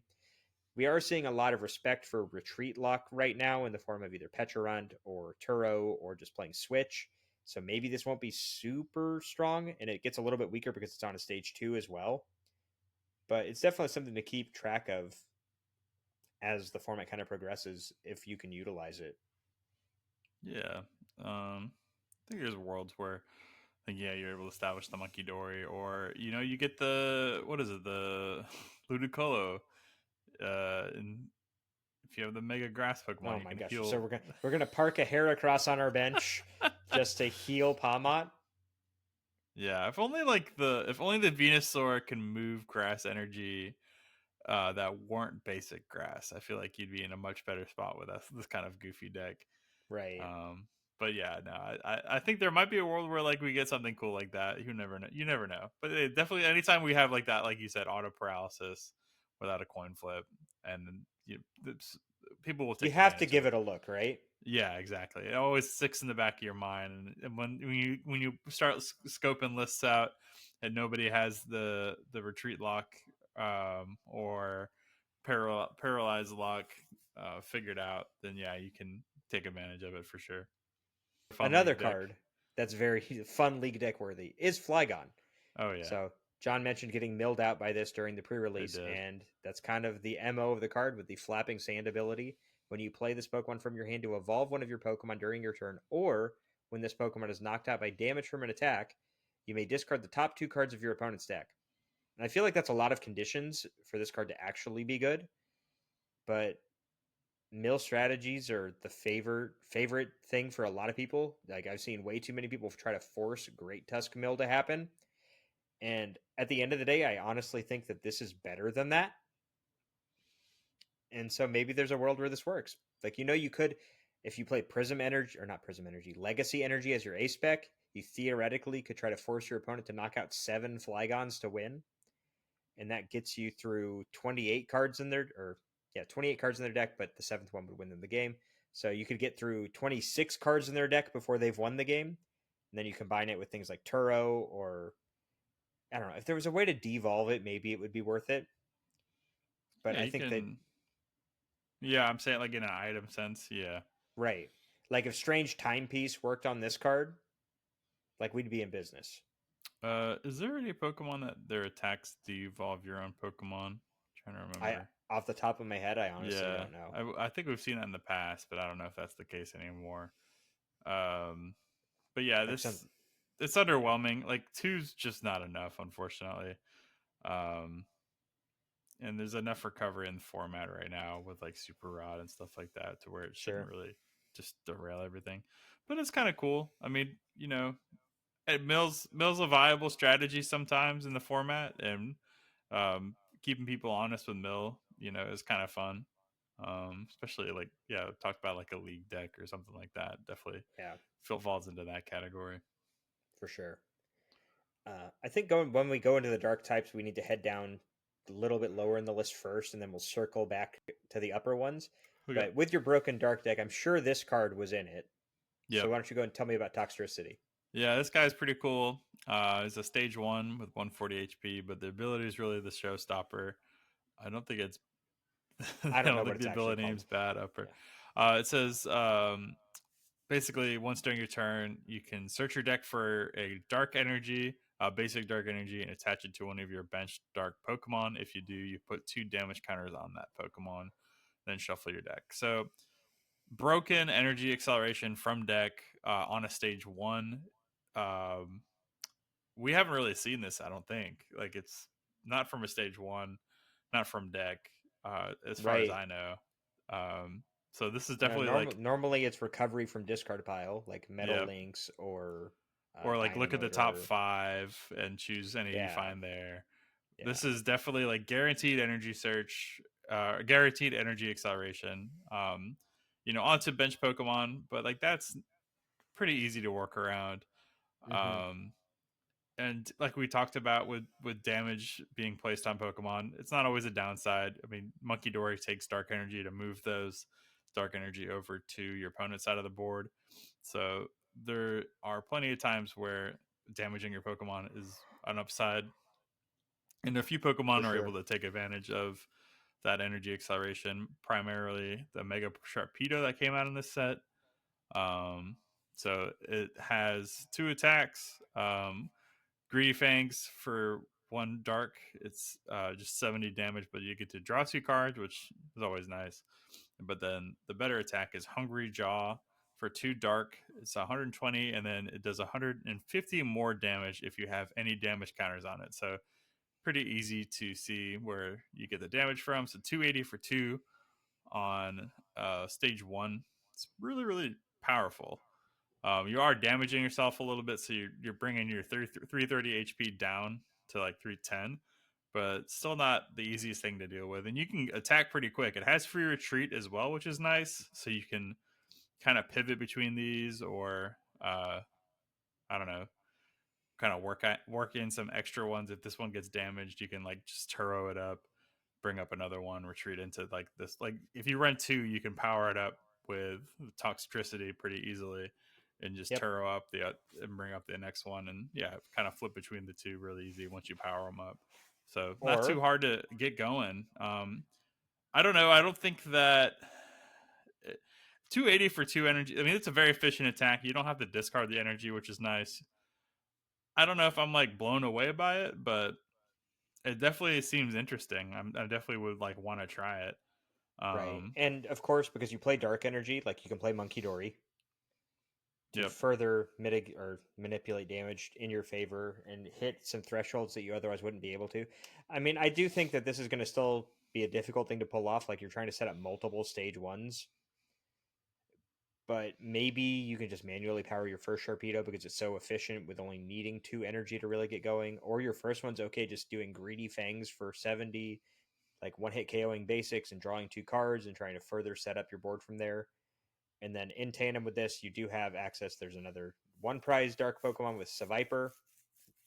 Its ability says if you have a dark Mega Pokemon EX in play, this Pokemon's attacks to 120 more damage. And then for 3 darks, which is a pretty hefty cost, but notably you can use Toxtricity once per Toxtricity you have in play per turn. So if you have 2 out, you're accelerating 2 darks from your deck every single turn. And it has an attack for 3 dark that is 120. So with the ability, you're doing 240 on a 1 prizer. Again, we talked before, Moltres or the Reshiram even up in the fire type section, being able to hit those damage thresholds on 1 prize Pokemon is pretty important. Knocking out all of the support Pokemon EX and taking 2 prizes, being able to swap them 2 for 1 is pretty dang good. The one downside, obviously, is for a Viper to be effective, you do have to have a 3 prize Pokemon in play. Mm, So your opponent, with some sort of gust option, could still potentially come out ahead in that prize exchange. But still, yeah, being able to offset your prize trade as well is also very, very important. yeah, definitely like a good additional attacker. I mean, Dark's it's I like Dark. It's always a cool like engine. There's always good Dark support. It seems like it always sticks around in the format. So Sure. yeah, cool to see. And the other thing that they had to play with, so just to scroll down here because it didn't include the contents of these decks in there, the Dark types did also get Mega Gengar EX with its Shadow Hiding ability. That's when one of your Dark Pokemon is knocked out by damage from an attack, from your opponent's Pokemon EX, your opponent takes one less prize card. So something like your Seviper is potentially only giving up 0 prizes. You get the Legacy Energy effect on all of your Dark Pokemon as long as Mega Gengar EX is in play.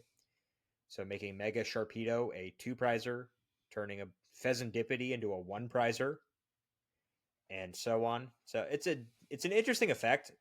Um, Notably, has not really seemed to do anything so far in the online tournaments where it has been legalized to play. And also, I don't recall seeing it do anything in Japan either. But this almost screams like you want your opponent to have to play into you in like a controlling type strategy, and you're trying to kind of outlast what they're doing and kind of deplete resources rather than trying to take prizes, which is pretty difficult to do when you're putting something that is 3 prizes into play. But maybe there is a way where it's workable, and I guess we'll just have to wait and see if some of the more control oriented players could come up with something to make that work. Yeah, I don't know. I think it's a cool card. It's always cool to see stuff like this get thrown out there. Um, but yeah, I don't know. I think it's pretty easy to play around at the end of the day. Like you can, if you're not taking knockouts on this guy or whatever you put out, like, if you just take a knockout without it with not a Pokemon EX, like it gets around that ability. Yep. Yep. Um, so definitely not the hardest thing to play around. Just a quick shout out to Sableye, who is sneakily good. If you have a stage 2 Dark Pokemon to play, it does 90 damage for 1 Dark Energy. So that's kind of nice. Decent attack for 1 Dark. Um, Sure. my MVP, one of my MVPs for my pre-release, snuck him in a couple of times when I had the um, was it uh, the go scroll up just to back to the dark top.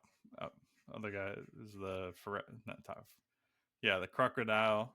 It was in the Oh, deck, okay. so once you got him into play, you could get the Sableye involved. So that was pretty cool. Sure. Sure. Sure. Sure. But yeah, don't want to leak all my strats for the pre-release, But I think Dark's in a decent spot. It gets Grimsley's move. We didn't really talk about. We'll get into that in a little bit. So there are some support cards it gets. Rounding out Pokemon here, we have a couple, I guess, interesting ones, but nothing too earth-shattering. Um, Yeah. Empoleon, I don't think is worth talking Empoleon's a about. bulk. It's a bulk card, Yeah, unfortunately, I like unfortunately. I like Empoleon, but he's not very good. Yeah. Like Metal didn't really get anything this set. They got some cool artwork, but all the cards are pretty underwhelming, all things considered. yeah, unfortunately, I have to agree with you on that. And then Um, colorless though got yeah, yeah, probably the best card in the set. best Pokemon, I'd say for sure. Yeah. Yeah, Mega Lopunny EX, stage 1 with 330 HP. For 1 energy, Gale Thrust does 60, and then an additional 170 if this Pokemon moved from the bench to the active during your turn. Um, so yeah, just a super efficient 130 damage for 1 energy. Then And two Spike Hopper small is worth a asterisk, shout out to. 230. Oh, 230. Sorry, I misspoke. Um, and then yeah, the second attack, Spike Hopper, 160, but it also is a shred attack, which is really nice. So you can, get around some pesky stuff that your deck might not normally be able to get around, like Yep. um, what are they called? The Crustals. Those are the guys we want to get rid of. Yeah. So you can get right. Don't have to worry about that guy anymore if you're running We this into hate your deck. Crustal. I mean, he's okay. I kind of like Crustal, honestly. His goofy game design is always fun to me. But it is an annoying ability for sure. But so this gets Yeah. around that. And yeah, this is infinitely splashable. You know, I think this is one of the few cards that was seeing a lot of play. In addition to one another card we'll talk about in a minute, I'm sure. But I think this is cool. I think having this uh, super efficient, super low to the ground, like easy to get. Kind of reminds me of Glisopod back in the day when you had Glisopod Zoroark. You can run it like that, where you're just getting into your Megalopunny and just hitting for 230 consistently, and then your opponent, if they can't really deal with a 330 HP Pokemon, all you have to do is just bounce it back to your hand, no pun intended, um, and just kind of recycle the strategy over and over again. Yep. And you have some easy workarounds for this too. Like you could drop a balloon on Mega Lopunny, retreat into a Dust Noir, pop the Dust Noir, Mega Lopunny comes back up.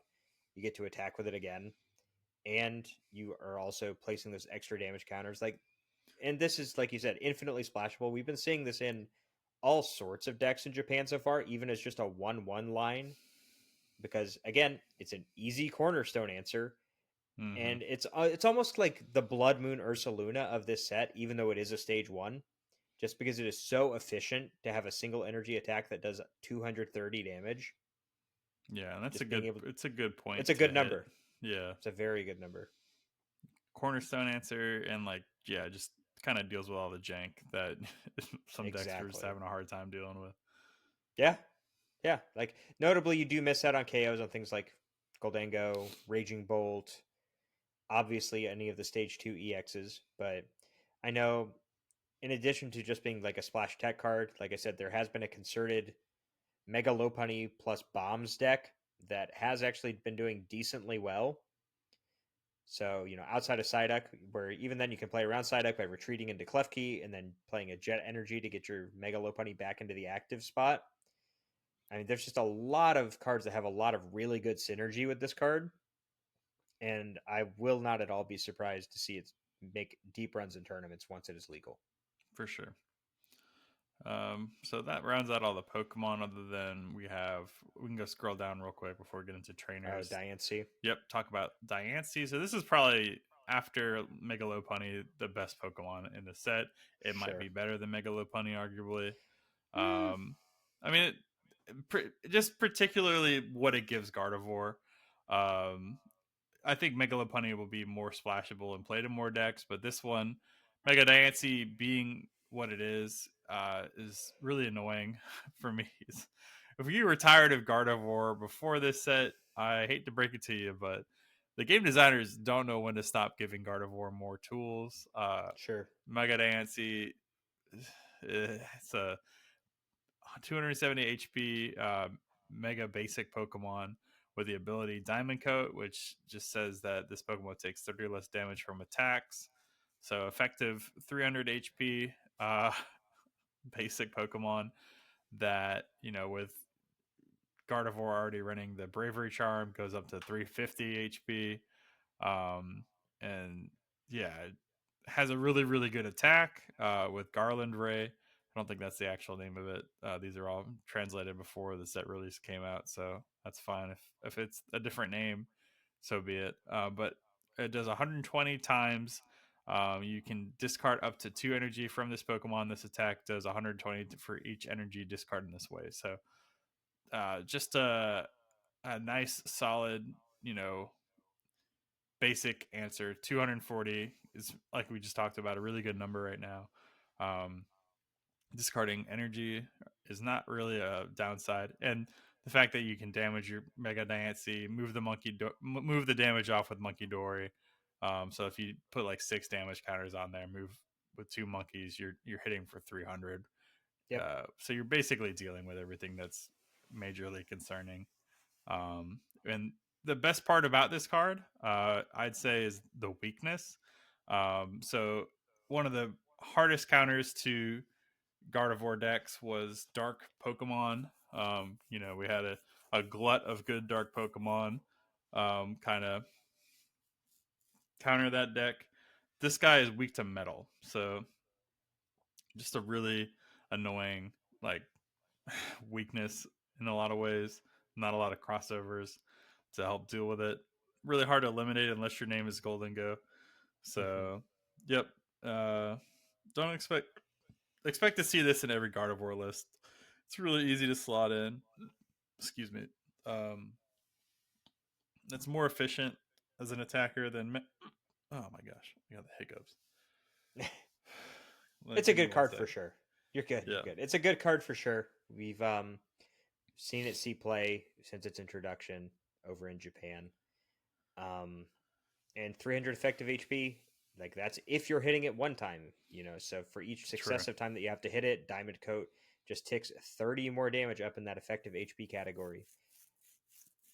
Good card for sure. Yep, Won't see play outside of Gardevoir, but in that deck is definitely very strong. And then Psychic types also got a new item in the set with Wonder Patch, which is just Dark Patch, but for Psychic. So attach a Psychic energy from your discard pile to one of your bench Psychic Pokemon. People have been seeing use with that in Alakazam, I believe. And I guess theoretically, if you had a straight Mega Gardevoir EX deck, you would play it there as well. Otherwise, I don't know. It'll see splashes here from time to time. We'd have to see a Psychic deck that is not Gardevoir really rise to prominence before that card comes into play, because Gardevoir offering infinite energy acceleration is obviously better than using an item that only accelerates one. yep, that's for sure. Jumbo ice cream. Unfortunately, this is not edible, at least in this form. This is a item card that states heal a whopping 80 damage from your active Pokemon that has 3 or more energy attached. I think healing is always underrated, and this one definitely will see play at some point. There's plenty. 3 energy is not that many. It's not that hard to reliably reach 3 energy in this game. So I think there are a few decks that want to heal and can take advantage of this card. Sure. Trying to think of anything like maybe like a Mega Venusaur or something like that that can I take a mean, hit. the ones that come to mind for me are like the tank Mega Kangaskhan, so like Buffalant Mega Kangaskhan Sure. or Crustle. Okay. Yep. Crustal's a good one that was running like the what was it, Pokevital A or Yeah, whatever at one point to exactly. heal. So this definitely is a better version of that. Yeah, You and don't now have to. you can You play were running Hero's Cake Super now. Potion at one point, which I think only healed 60. So this definitely is a much better version of all of those things. The only like once you like Crystal and Mega Kangaskhan already have to use 3 energy to attack, so you're chilling. So yeah, this will be played in the good like some of those tank decks that we were just talking about. Right. And again, it just further proves that the game devs have admitted that Max Potion was a mistake and they never want to reprint it. So we are going to get closer to that without getting all the way there. I mean, healing is interesting in some form. As long as something like, I know you talked about it a couple of weeks ago, but the Stone Journer VMAX, as long as that doesn't come back as like a viable thing, I think healing is okay. It's when we cross over the threshold that something similar to that becomes viable is when we have a problem with how efficient the healing is in a given format. Yeah, um, I agree. I don't think Stone Journer was like early VMAX format where like Sure, sure, nothing sure, could sure. clear it. So I think Right. this is a little different where we have stuff that can hit for like over like, but then yeah, Crustal could be annoying to deal with for sure. So we'll see. Absolutely. At least they printed like a Mega Lopunny to help deal with Crustal in some ways. So we'll see. It'll be interesting Yeah. to see kind of And what you interactions we have play out. and we also have a way to remove tools again now, well outside of Ruffian. But we have Heat Burner that reads you must also discard a basic fire energy from your hand in order to play this card, but you choose a Pokemon tool, special energy, or stadium that your opponent has in play and you discard it. And Yeah, so we I wouldn't did be have surprised to Tool see this see Scrapper play. already Oh, you're from right. You're yeah, right. but My this bad. does have some added benefits. In addition to getting rid of Pokemon tools, you have that special energy or stadium card option, so Sure. it's not too bad. So it's kind of like a lost vacuum plus an enhanced hammer all rolled into one, but it's hyper targeted in that you have to discard specifically a fire energy to utilize it. Yeah, there's some decks that can take advantage of it. I'm thinking mainly like a Sacrilege that ran like the Tool Jammer earlier. Now you can run this Sure. instead. Yeah. Um, Potentially getting more energy into the discard pile, in addition to removing some of the, like, I don't know, energy on your opponent's side, like a Luminous off a Monkey Dory or something like that. I don't think that Yeah. really comes up too much in Sacrilege now Well, that I've said that, but still, like Neo, but Neo Upper off a Dragapult or a Luminous off of a yeah, there you Dragapult, go. Could be or good. discarding any number of stadiums, like Neutralization Zone as a random example, or Yeah, so Bravery Charms against Gardevoir, Air Balloons against Goldango. Like the card would be usable as a one of in Ledge for sure. But that's probably one of the only decks that could really fit it in there.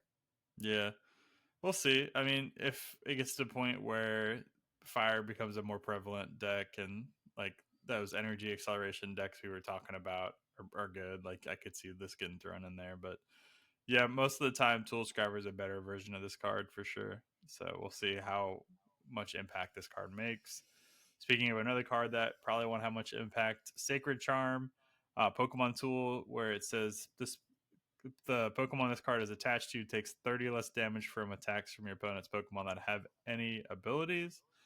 I mean, this makes, I don't know, this is okay. I don't think there's like a huge market for this, if you will. We have a lot of strong Pokemon with abilities right now. Like I'd say the majority of the top decks right now.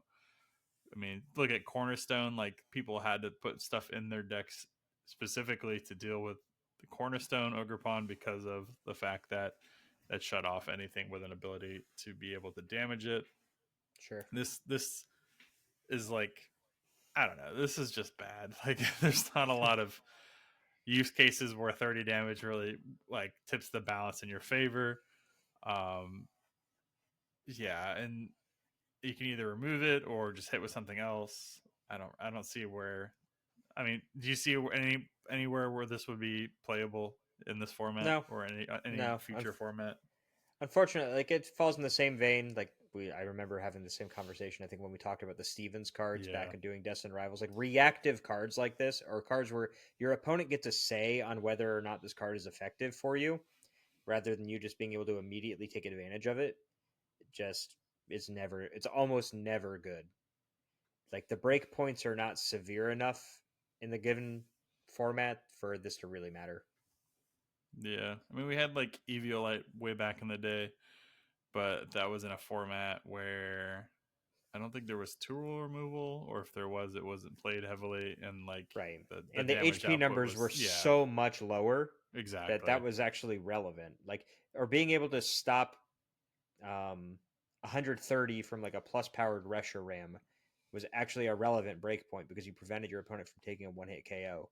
Whereas now things just either go over the top or most decks are fine not one hit KOing you because they're going to set up to take like a four prize turn down the line. yeah. So And it's just not really effective at the end of the day. no, But we do have another card which I'm skeptical as to whether or not it's going to be effective, and that is Grimsley's Move.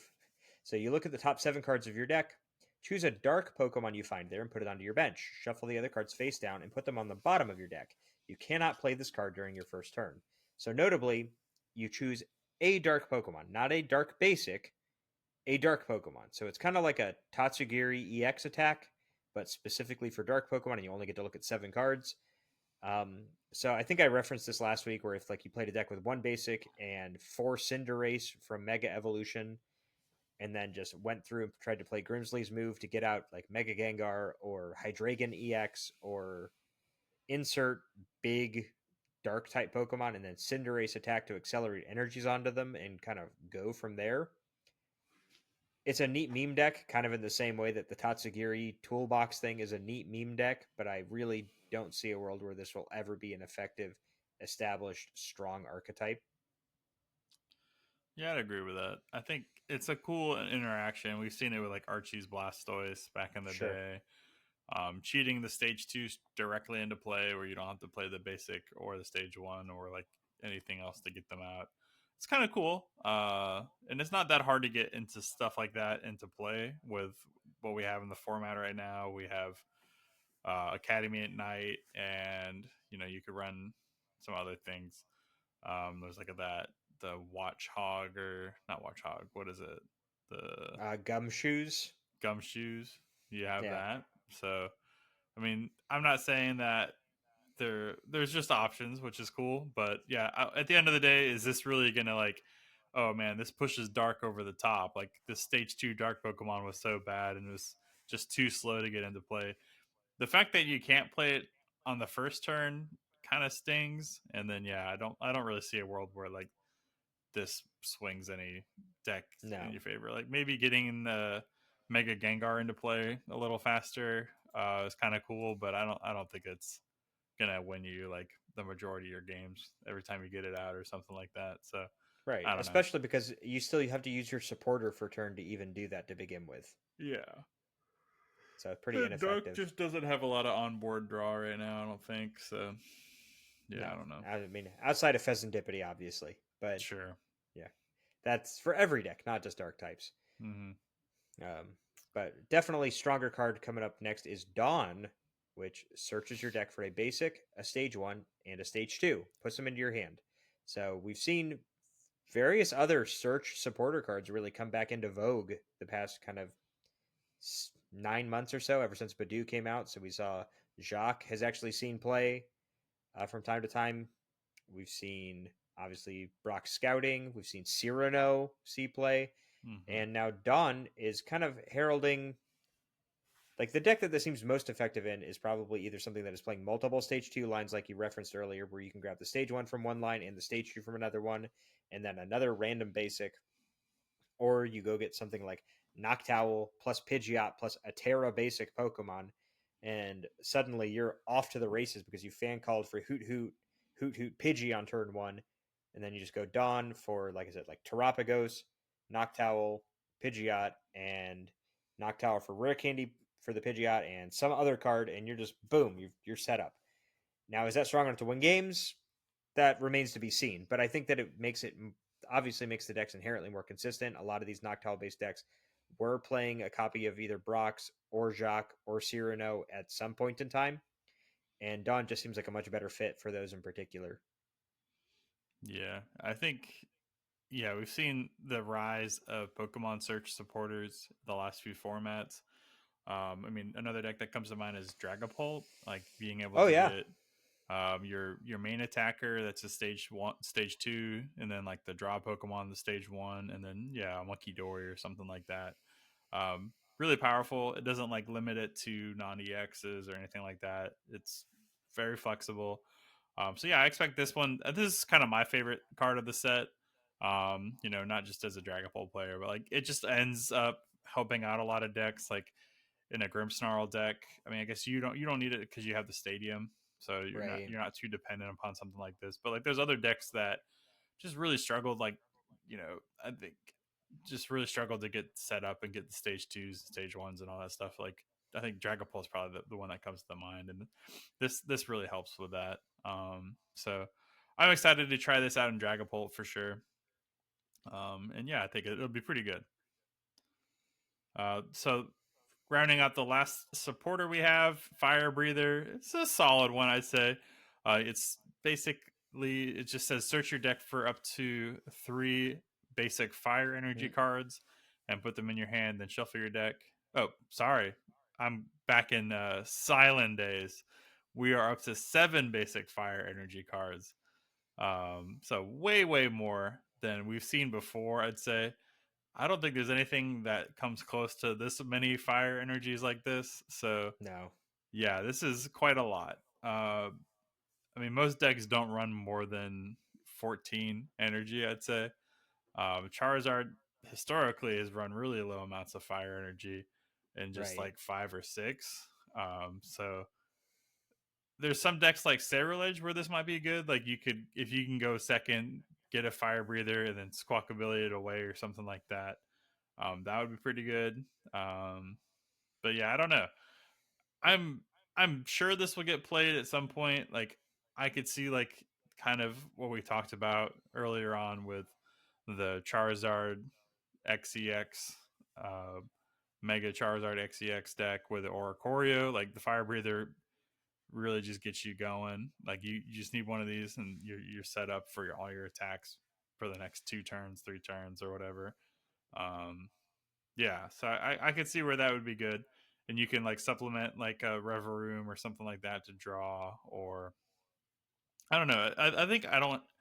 It's okay. It's a good supporter. Like it's a really powerful effect of a supporter for sure. It's definitely a powerful effect. I think the thing that this card misses, because like you don't want to play more than one of them in your deck, right? Right.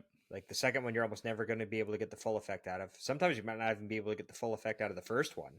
So this really misses having something like Jirachi EX or Luminion V or Tapu Lele GX to be able to go play a Pokemon that finds your specific key supporter out of your deck, get it in your hand, and go. Because otherwise, yeah, this could be if you rebalance the energies in Ceruledge, really good card in that deck if you can go find it on turn one. Goldango, it's basically Energy Search Pro if you play 7 Fire Energy. But being able to find all of these things, find this card at exactly the moment that you need it, is going to be the hardest thing about it, and what probably holds it back from being truly good Yeah. Um, overall. yeah, I'd agree with that. I think that's a fair point. We have a couple stadiums to talk about. Battle Coliseum's probably the most useful one. The effect of it is prevent all damage counters from being placed on benched Pokemon, both yours and your opponent's, by the effects of the attacks or abilities used by the opponent's Pokemon.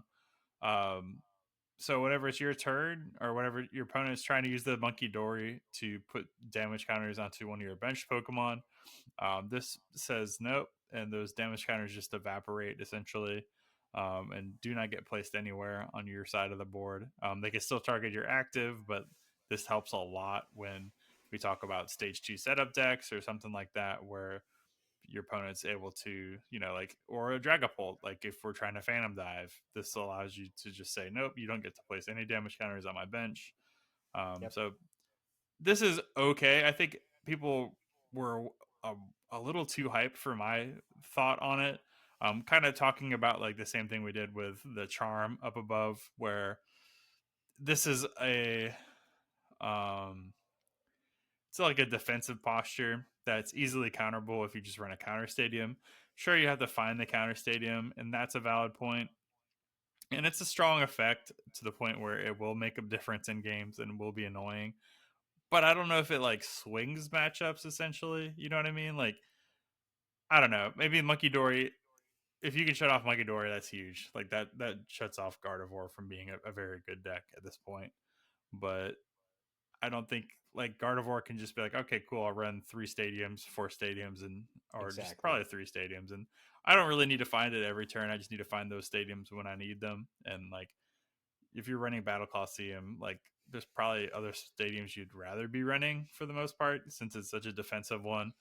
Maybe if your deck just straight up loses the Monkey Dory, like I don't know, Crustle deck or something like that, it maybe would run this, but I don't know, man. Like I'm not.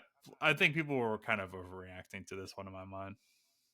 Yeah, I mean, notably, it does also stop the Dusknoir line, Yeah, but and I guess maybe that's theoretically better than a Psyduck because it doesn't take up a bench slot. But again, like you mentioned, like the time that this is effective is when you're able to get it out and try to either prevent or limit your opponent from having the ability to play a stadium card, which is harder to do earlier in the game, but theoretically less effective later in the game when they've already had the chance to utilize all of the effects and abilities that would have placed those damage counters to begin with multiple times throughout the course of the game.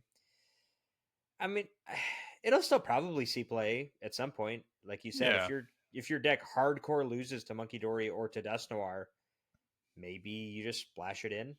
But like you also mentioned, you really need to not have the demand for a stadium in your deck already. Otherwise, you're kind of cannibalizing yourself. You have the chance over the course of the game that you may end up in a situation where you have to overwrite your own stadium and you really don't want to, but you just can't help it. And then your opponent no longer has to worry about the effect. And I don't know, it's tough. It's a tricky one. I think like it's almost niche in its application, and just identifying that is going to be really important. yeah, yeah. I mean, I think it'll see play at some point, but yeah, definitely not like a staple or anything like that, or a format defining card. So Right. yeah, that's about it. The And then last stadium we have is Vertigo Valley.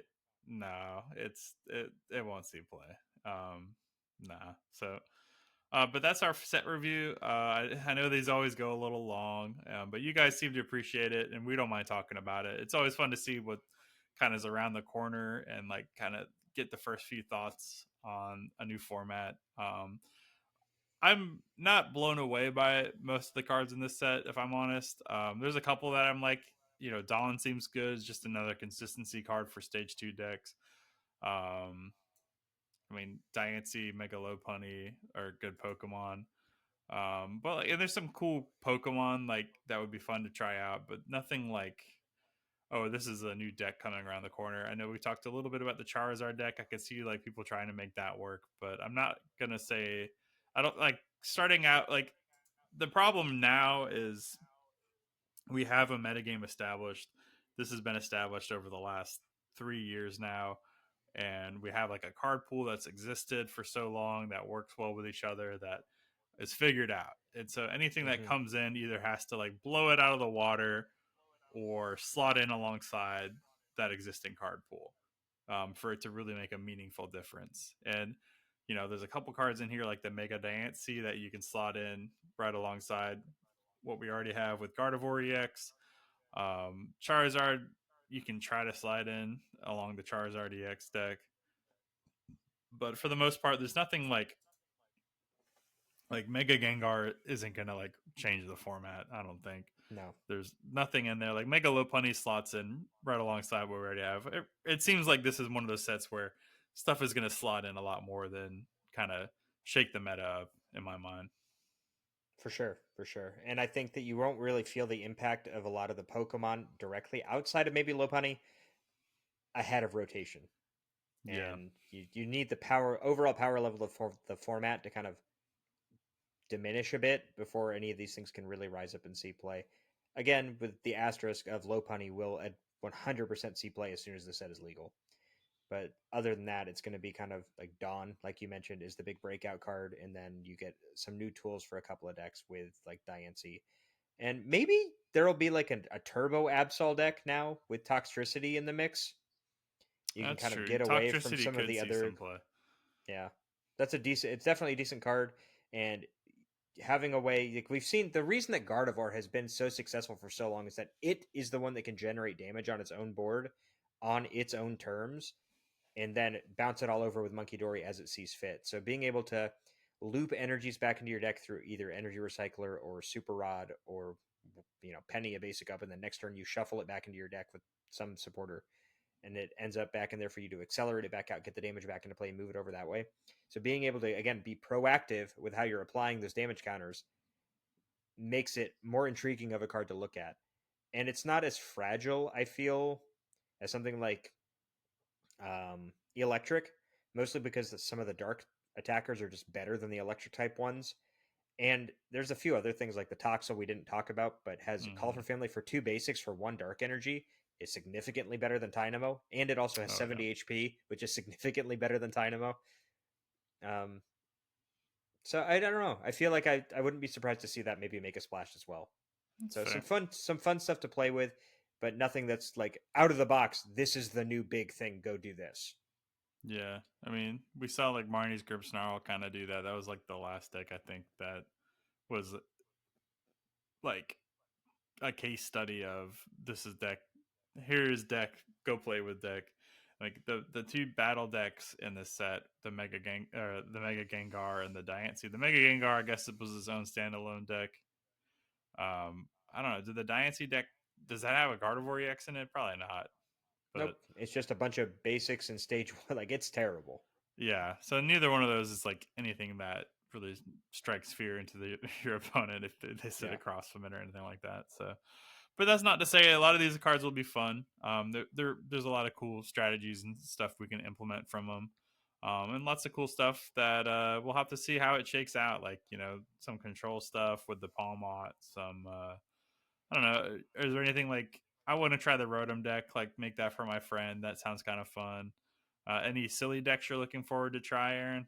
I know you're kind of always looking for Um, a spicy rogue deck silly, or silly deck. silly, no. And I don't know if this is really rogue because I think it has already been seeing widespread play in Japan. But just low penny Dust Noir is 100% my Hmm. type of deck, and so I will 1,000,000% be building that as soon as it's available. Side deck be damned. I'll put my Klefki in, and we'll put him active, and we'll blow up all of our Dust Noirs and move on. Seems really Yep. good, honestly. And we'd love to hear from you. What is your favorite card in the set? What deck archetype are you looking forward to playing? Let us know down in the comments, either here on Spotify or if you are watching on YouTube, in the comments on that YouTube video as well. If you are over on the YouTube side of things, please hit that subscribe button. Helps other people find the show. Leaving the comment would also do the same thing. And if you're on Spotify or YouTube, give a rating, review, or a like to the show, depending on what platform you're on, and we would really appreciate it. If you want to get more plugged in with John or I, you can find us on socials. We'll have links to those in the description of the episode on all of our platforms. And we will be back with more of a discussion heading into Vegas in a couple of weeks on next week's episode of The Battle Frontier. Thanks for listening.